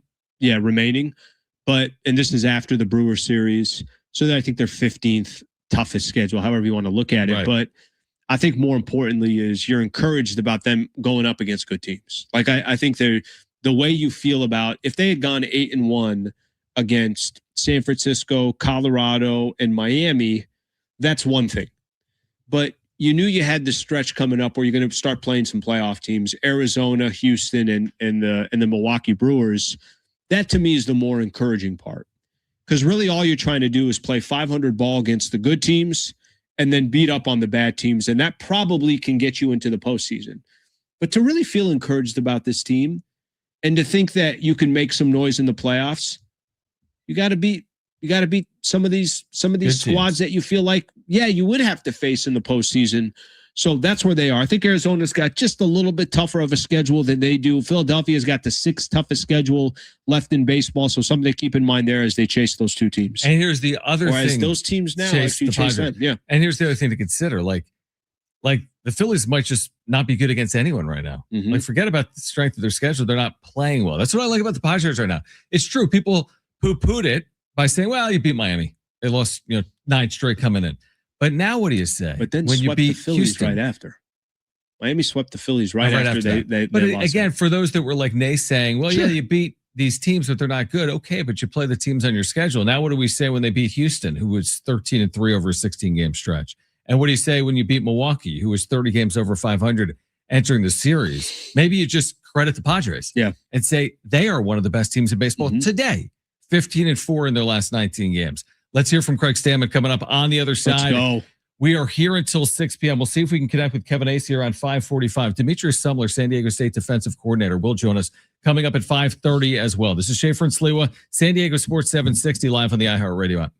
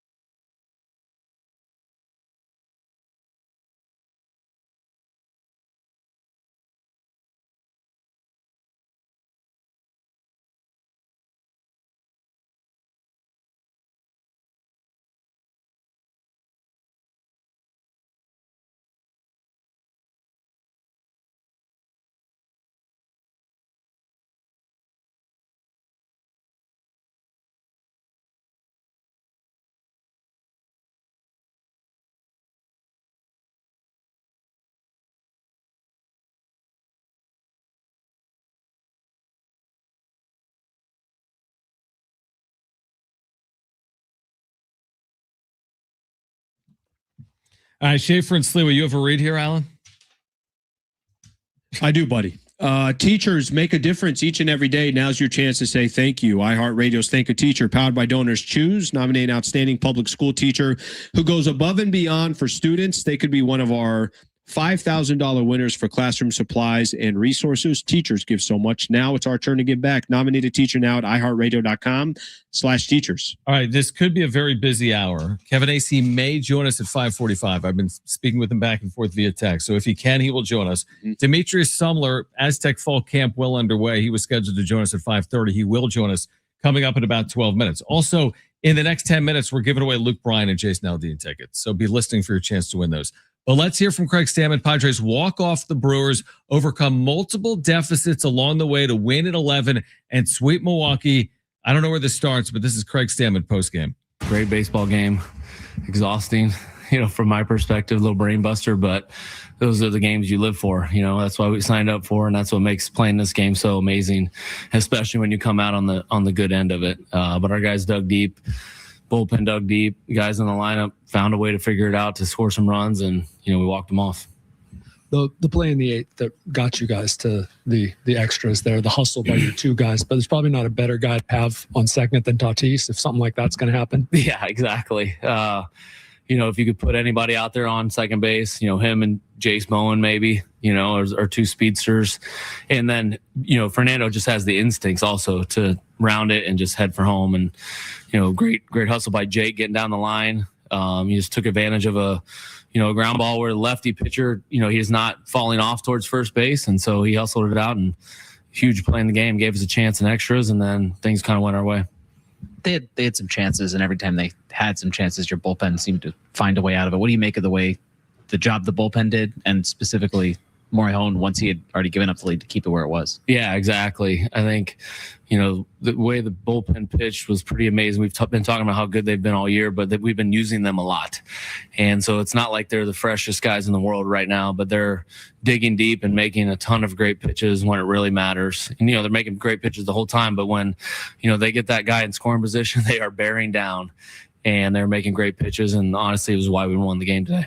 I know you're one day at a time, but this is the end of a stretch with, I think, 26 and 27, and it went like 4.5 hours, and you can finally exhale ahead of tomorrow's off day. Yeah. What do you make of the way you have navigated that stretch? You added a couple pitchers, obviously, throughout it, but you had to kind of dig deep in the pitching staff. Yeah, comparing it to the 17 games, prior to the All-Star break where we were 17 in a row, we finished both of those time periods playing really good baseball, and we didn't succumb to the, man, we played so many in a row, we're tired, we're worn out. It's invigorated us, and it's showed us like we can handle about anything. And I think the struggles we had earlier in the year, probably helped us in these moments too. And then also the part of where we are in the standings. We really don't have the fortune to, take it easy.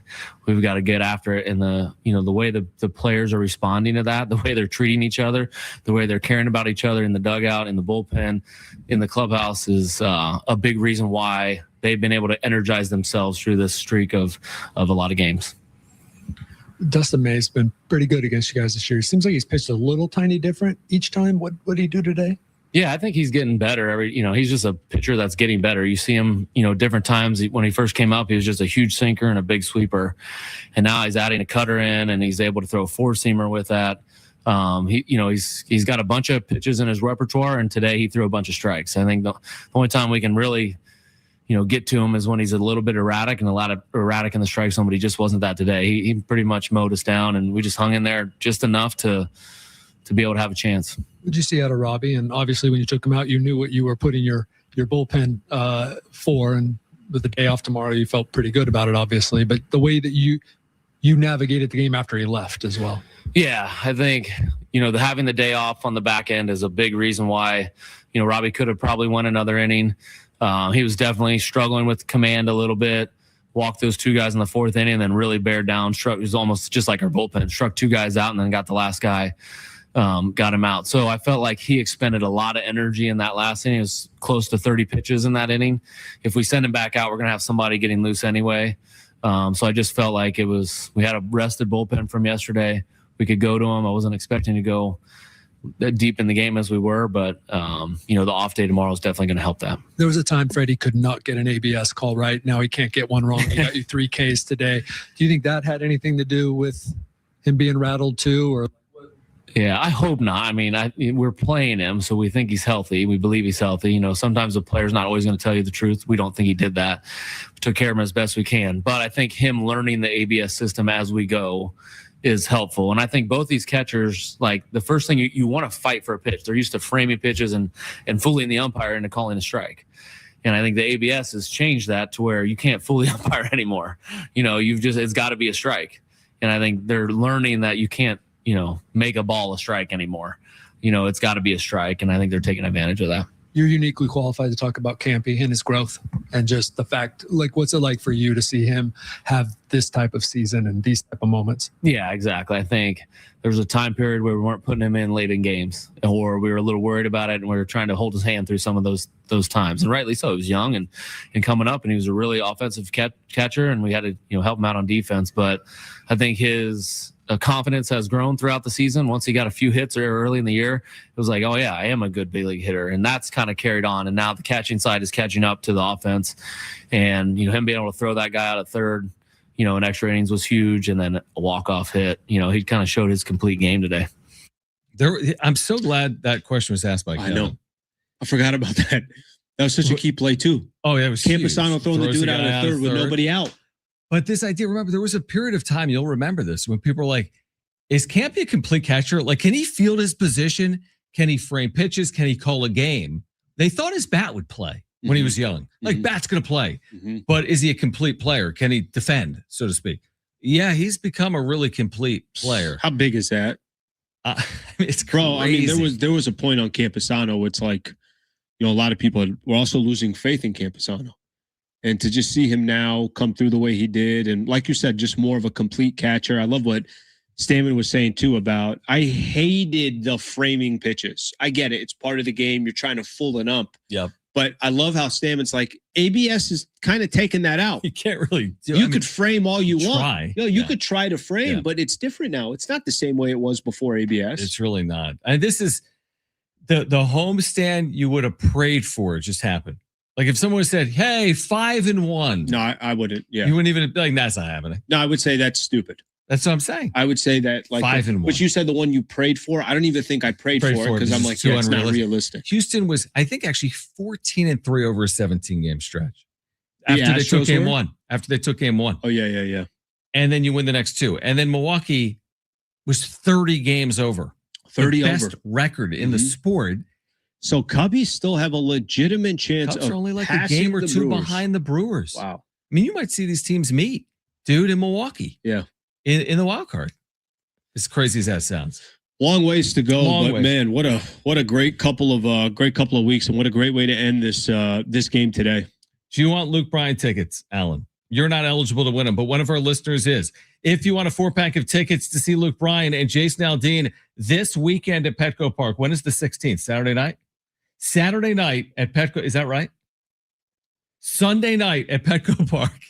Then call right now. Caller 4, you are going. Sunday night, Luke Bryan, Jason Aldean, 4-pack of tickets. Tickets at Ticketmaster.com. Caller 4, you are going. Absolutely free. 877-767-4760. Switching gears for a moment to Aztec football with first-year DC Demetrius Sumler. Let's go. Coming up next here on the home of the Aztecs, San Diego Sports 760.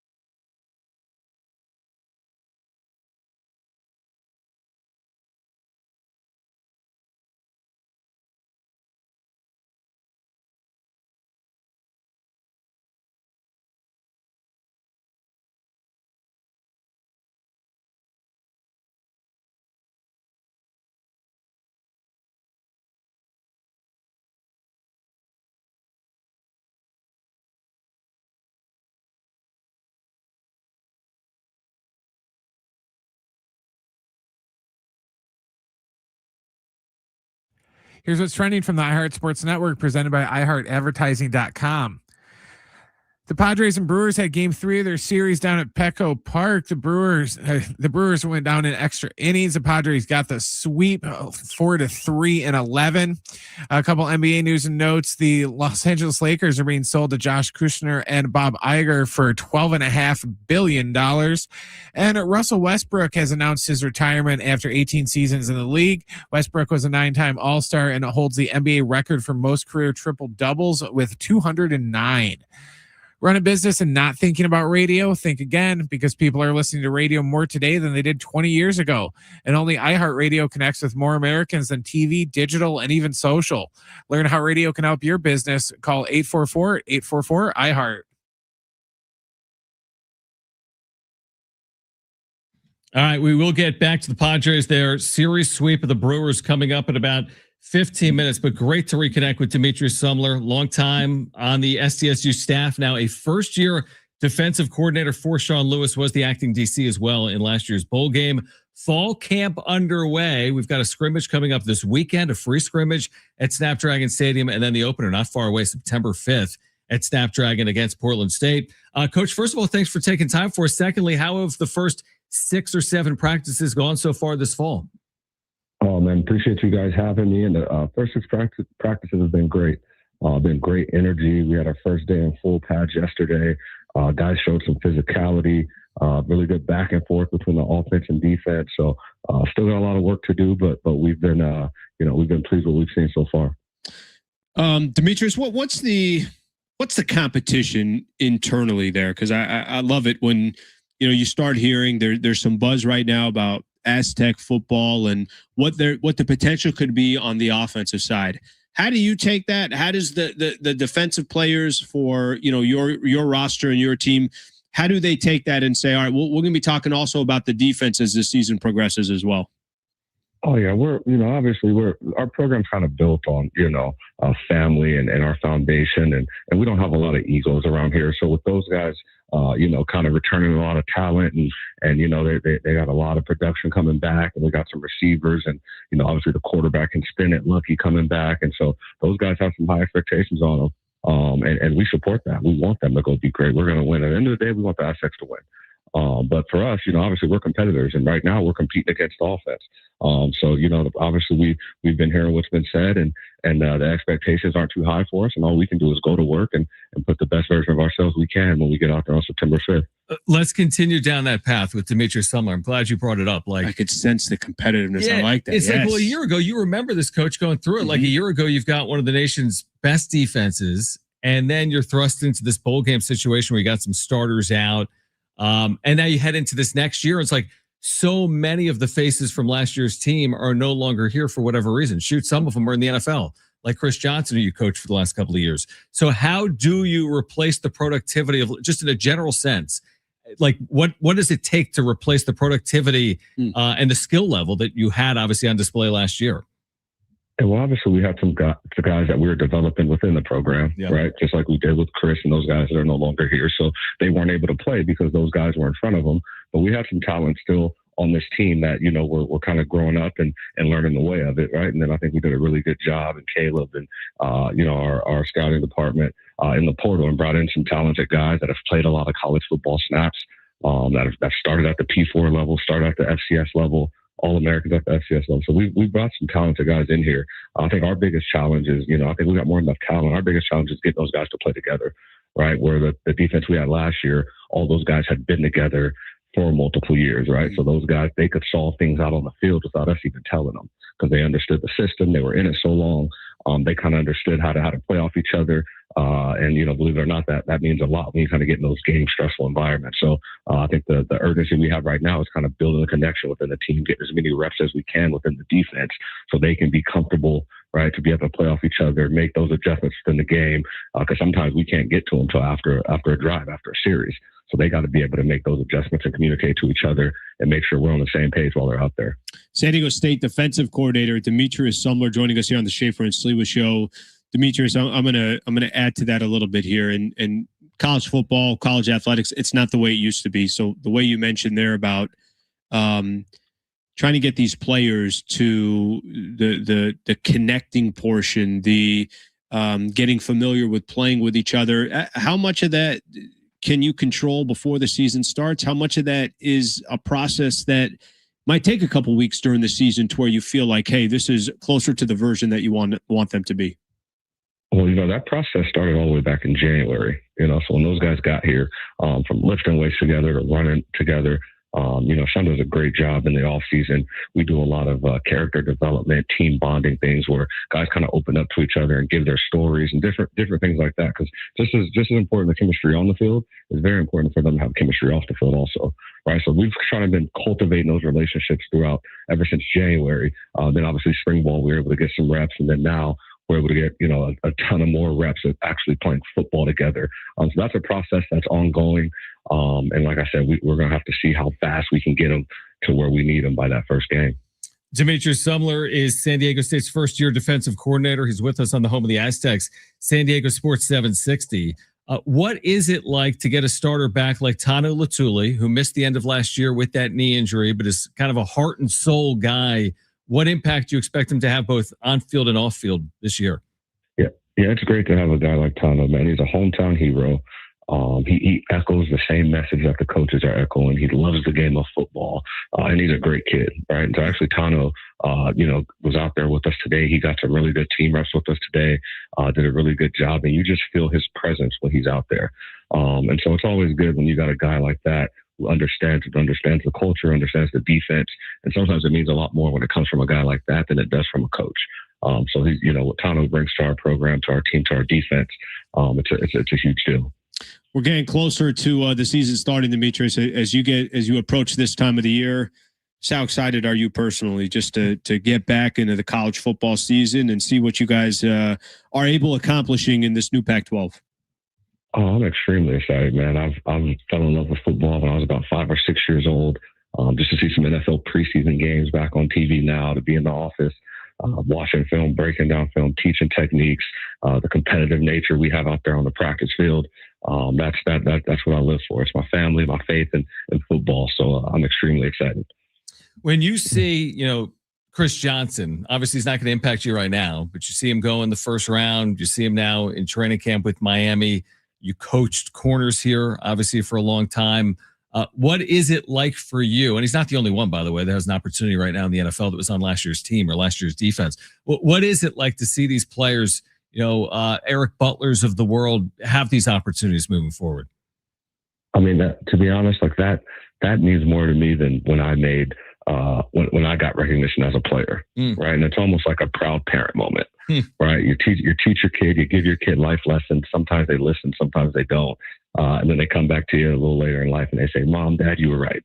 Right. And that's kind of the same feeling I get when these guys go to the NFL and they get into training camps and they call back and they talk about the things that they're talking about in those camps. It's the same things we told them here. It's the same process. It's the same development. But to just be able to go in a young man's home, when he's 16, 17 years old and he's got a dream to play in the NFL, and we lay out a plan for him. Hey, if you do these things, you got a chance to play in the NFL. And to watch him be able to do that and, really change his family, the future of his family, it's amazing. So that means the world to me. Real quick before you go, you played a Cathedral Catholic, and Lucky played a Cathedral Catholic, right? Lucky Sutton? Yes, sir. Yes, and sir. you both were, and what people might not recognize or realize is Demetrius was an outstanding tailback. There's now a defensive coordinator, but it's funny how football works. Do you and Lucky ever have that like friendly fire back and forth, like trash talk from your time, as tailback at the same high school? Oh yeah, I talk a little trash to him if we hit him in the backfield or he doesn't break a tackle. I'm gonna talk a little trash to him, and typically on Friday nights at the team hotel, keeping up with the dog score, seeing if they won or they lost. Typically we don't get the chance to watch PPR because we're in meetings or something like that. So we have some good back and forth. I love that. You only ran for what, 6,000 yards in high school? It must have been tough to only run for 6,000 yards or whatever you ran for in high school in San Diego. Demetrius, we appreciate you taking time for us. We're excited for, again, there's a free scrimmage this weekend at Snapdragon Stadium. The Aztecs will be playing. We hope to see you out there on Saturday at 5:30. And then again, the opener against Portland State coming up September 5th. Tickets for that and all home games available right now at GoAztecs.com. Thanks, Coach, for doing it. We'll see you soon, all right? Thank you, Demetrius. Thank you, guys. Thanks for having me. All right, good stuff. Representing San Diego very well there. Yeah, cool. I mean, awesome. It's crazy. It's really cool. All right, we'll see if we can connect with Kevin Acee on the other side or not. I think he's actually I get the 3 dots from Kevin right now. Got 3 dots coming. He's texting me right now. We'll see if we connect with Kevin, reacting to a Padres sweep at home of the Brewers to move in a playoff position with 40 games to play. Kevin will join us tomorrow. Okay, but stay with us here on Schaefer and Slee with San Diego Sports 760.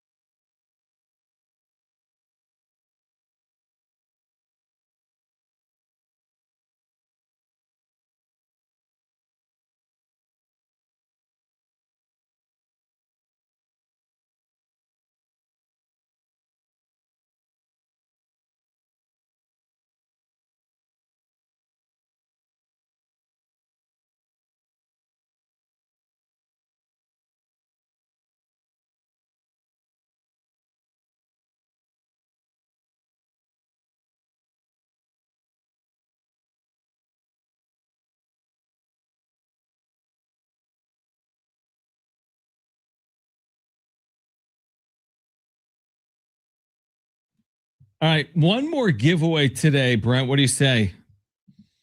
Let's give away right now a 4-pack of tickets to see Neo and Akon August 18th. That is a week from last night at the North Island Credit Union Amphitheater. If you want that 4-pack of tickets to see Neo and Akon a week from yesterday, does that make sense? Whatever. August 18th, next Tuesday. Why am I saying it like that?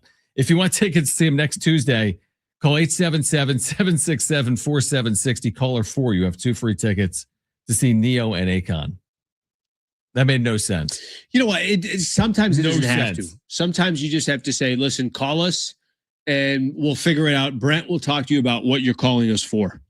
Made no sense what I just said. None. Yeah, but you were a little... They made no sense. Trying to figure out some stuff for tomorrow, Acee and everything else. Kevin will join us tomorrow. He is in the Padres clubhouse as we speak. This game just went final 40 minutes ago. Padres sweeping the Brewers, moving into the second wildcard spot in the National League ahead of both Philadelphia and Arizona. So really good. I mean, you can't play better than they played really here recently. No, I'm going to do something just to see it. Not that it really matters, but I wonder. Kind of think of just the ground in the NL just to begin with, going over this stretch. Now, granted, they were obviously struggling for a while there. Where are they even just in the NL in general? They're still fairly. I'll tell you what, bro. Think about this. 8 games over 500 again. What was they their were under? What was their 3 under? What was their high mark? 11 over. They're back So to they 8 reach. games over 500. It's in reach. If you would have told me, I'm like, yeah, there is no shot they're anywhere near that. But that's impressive. Have you played the Fangraphs game recently? Oh no, do that. The playoff odds for the Padres through today, because this thing updates in real time. What do you think? I don't even want to know Fangraphs, okay? It's fun because but here's the problem I have with Fangraphs. Fangraphs sometimes is very negative. but it's just analytical. And when the Padres were struggling, they were very critical. Lost all of their hope, and they're not a team that believes, right? That's hilarious. So Fangraphs, they want to make this whole mathematical equation. Yeah. They had them at 7%. I don't want no 7. I don't want some site that thinking the Padres have a 7% of making the playoffs and then tell me later that they feel more optimistic about it. 60.3% chance right now, including a 2.1% chance of winning the World Series, as high as they've probably been all year. Watch yourself there. That's the key caveat. You shut your mouth when you're talking to me. Hey, listen, we're talking about the Padres. That's why we watch. What's that? Wedding Crashers. I forgot what movie it was. You've said that to me like 4 times today. Hilarious. I love that. I'm like coming up in the show. You're like, you shut your mouth. So anyway, it's not just us selling optimism, 60% of making the postseason. Here's the thing I'll say, and forget all this stuff for a second, the Fangraphs, everything else. It's just such a better product to watch right now. Like there is, again, there's some excitement about watching Padres baseball. That trade deadline got you excited because you felt like you actually have a rotation. They're winning games the way they are. I mean, if you had tickets to Petco Park over any one of these, handful of games other than the first game against the Houston Astros, what a great watch. Like the product is good. The players are good. Yesterday was home run after home run. It was exciting. It's been a phenomenal watch. And the most important thing, brother, they've gained so much ground in such a short period of time in that postseason race. And like you said, who the hell jumps from 7% to 60% and making the playoffs in the span of 2.5 weeks? Yeah. It's kind of crazy what they've been able to accomplish. And I just hope it continues on, is the point. Because if it continues like this, it's going to be a really fun final stretch of the regular season, hopefully into the postseason as well. We were good with them losing today against the Brewers. Well, I don't know if we're good with them. Well, we would have said, hey, they won 2 or 3 and Arizona and Philly lost. Right. And they end up finding a way to squeeze out that W. Yeah. And by the way, think about this. They have done all of this with, if we combine the numbers of Ray and Mize, the 2 big acquisitions at the deadline, they'd be very pedestrian, obviously. Mize was awful in one start, good in the other. He was okay. Mize was good in the other. Today, Robbie Ray, I meant. And Robbie Ray today was fine. I mean, he was fine. 2 runs in 4 innings is fine. They didn't stretch him and didn't feel like he had his other start. He allowed 4 runs in 5 innings. The point is, in those 4 starts, their combined ERA is 7. I'm making it up, something like that.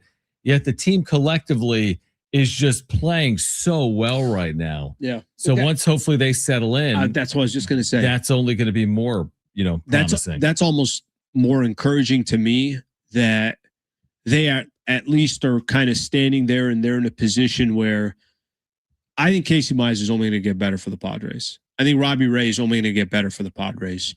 But if they can have a couple of starts the way they did to just get into a routine and just kind of slowly work their way back into not back into anything, just work their way onto a team that they've never represented before, I think that's important. And by the way, Joe Musgrove, is working his way back to the major leagues, hopefully. Like there's still some, by the way, Jason Adam.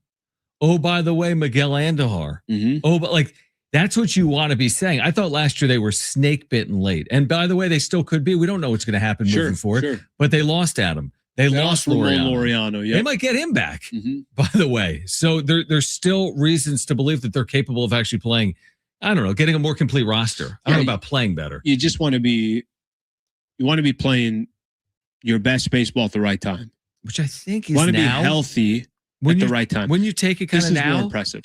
Well, and when you say this is kind of the right time, of course, the right time is October, obviously. Sure. But this could get you to October. And this isn't April 15th. Like, imagine if they started the year 15-4.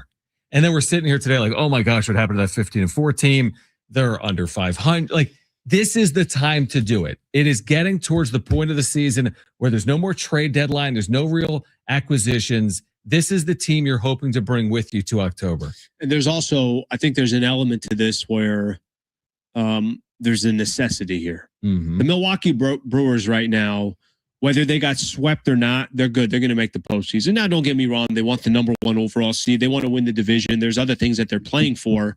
But for San Diego, 500 ball is just not going to cut it. So even if they were playing, even since the 8-1 stretch, they went 500 against Arizona, against Houston, and against the Brewers. You still be a couple games back.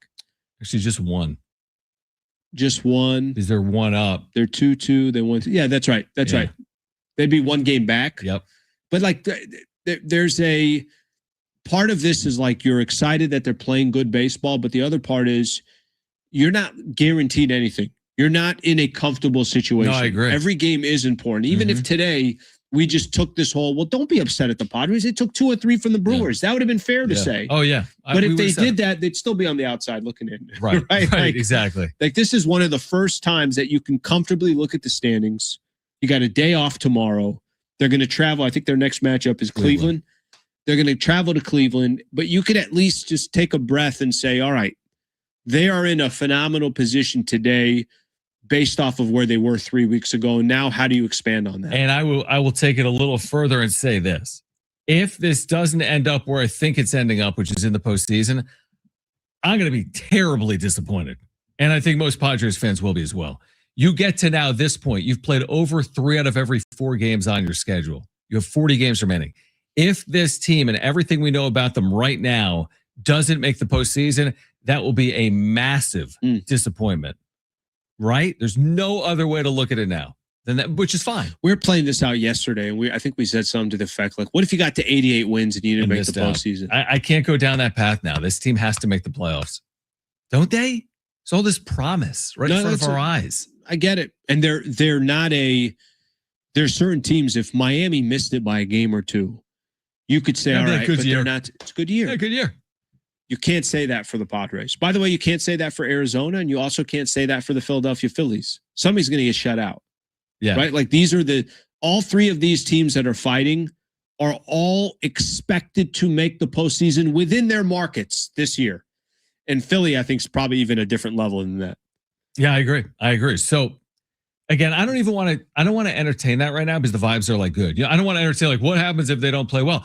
I'd rather entertain what if they keep playing like this. Is that crazy to say? But technically, like there were some really good vibes, and then out of nowhere, you were like, well, what if they don't make the playoffs? Let's play that scenario out. But let's take some phone calls on if the Padres didn't make the playoffs. What would you think? Yeah, but here's Call the truth. us. They're never as good. Right? You're never as good as this. You're never as bad as it sometimes seems. Yeah. It's true. And guess who they are? The team that's 8 games over 500, which is a good record. It's not out of this world. It's a good overall record. That's who they are. I'm surprised they're 8 over. I know. Surprised they're 8 over. As in just, again, there's how things have played out over these last couple of weeks. Dude, the 8-game losing streak, which happened, I mean, I don't even want to look. I've blacked it out, but I think was happening in July, around the 4th of July. I think it was the beginning. I think it was the 4th of beginning of July. I mean, the 4th of July wasn't that long ago. No. Like, and at that point, I had no hope. I completely I'm like, they're getting embarrassed. They don't. I remember Tatis had a quote like, "If we don't show up, like, we're not going to be able to save ourselves. Like, we don't have a shot without like honing back in. Like, we don't even have an opportunity." I'm like, oh my gosh! Like, listen to some of these quotes coming out of the clubhouse. From that to this proves this: baseball is a very long year. Like, you don't survive an 8-game losing streak in football. Simple as that. Of course. It's not possible. You maybe can in the NBA because everyone makes the playoffs. Yeah. Like, literally everyone makes the playoffs. Morejon today, 2 innings through 35 pitches. He's just a freaking workhorse. It does worry me. Freaking workhorse. Does that worry you that Bradley Rodriguez 2 innings? Morejon's been used a ton. Yeah. How many outings does Morejon? Does it have it? Are you? No, it doesn't. But I will just say this. I agree with you that the guy is putting in work. A lot of work. Got a day off tomorrow. He said 56 appearances, 65 and a third innings in 56 appearances. That's putting in work. Imagine if they traded him. I wouldn't trade him. But think of this was the guy, right? Like this was technically Mason Miller ain't going. Yeah. Morihone was the player they were talking about. That's why everybody wanted him. Kevin Acee will join us tomorrow. Great stuff today. Padres sweep the Brewers. For Brent and Alan, I'm John. Keep it here, 7-6. Peace. Thanks, guys. Peace.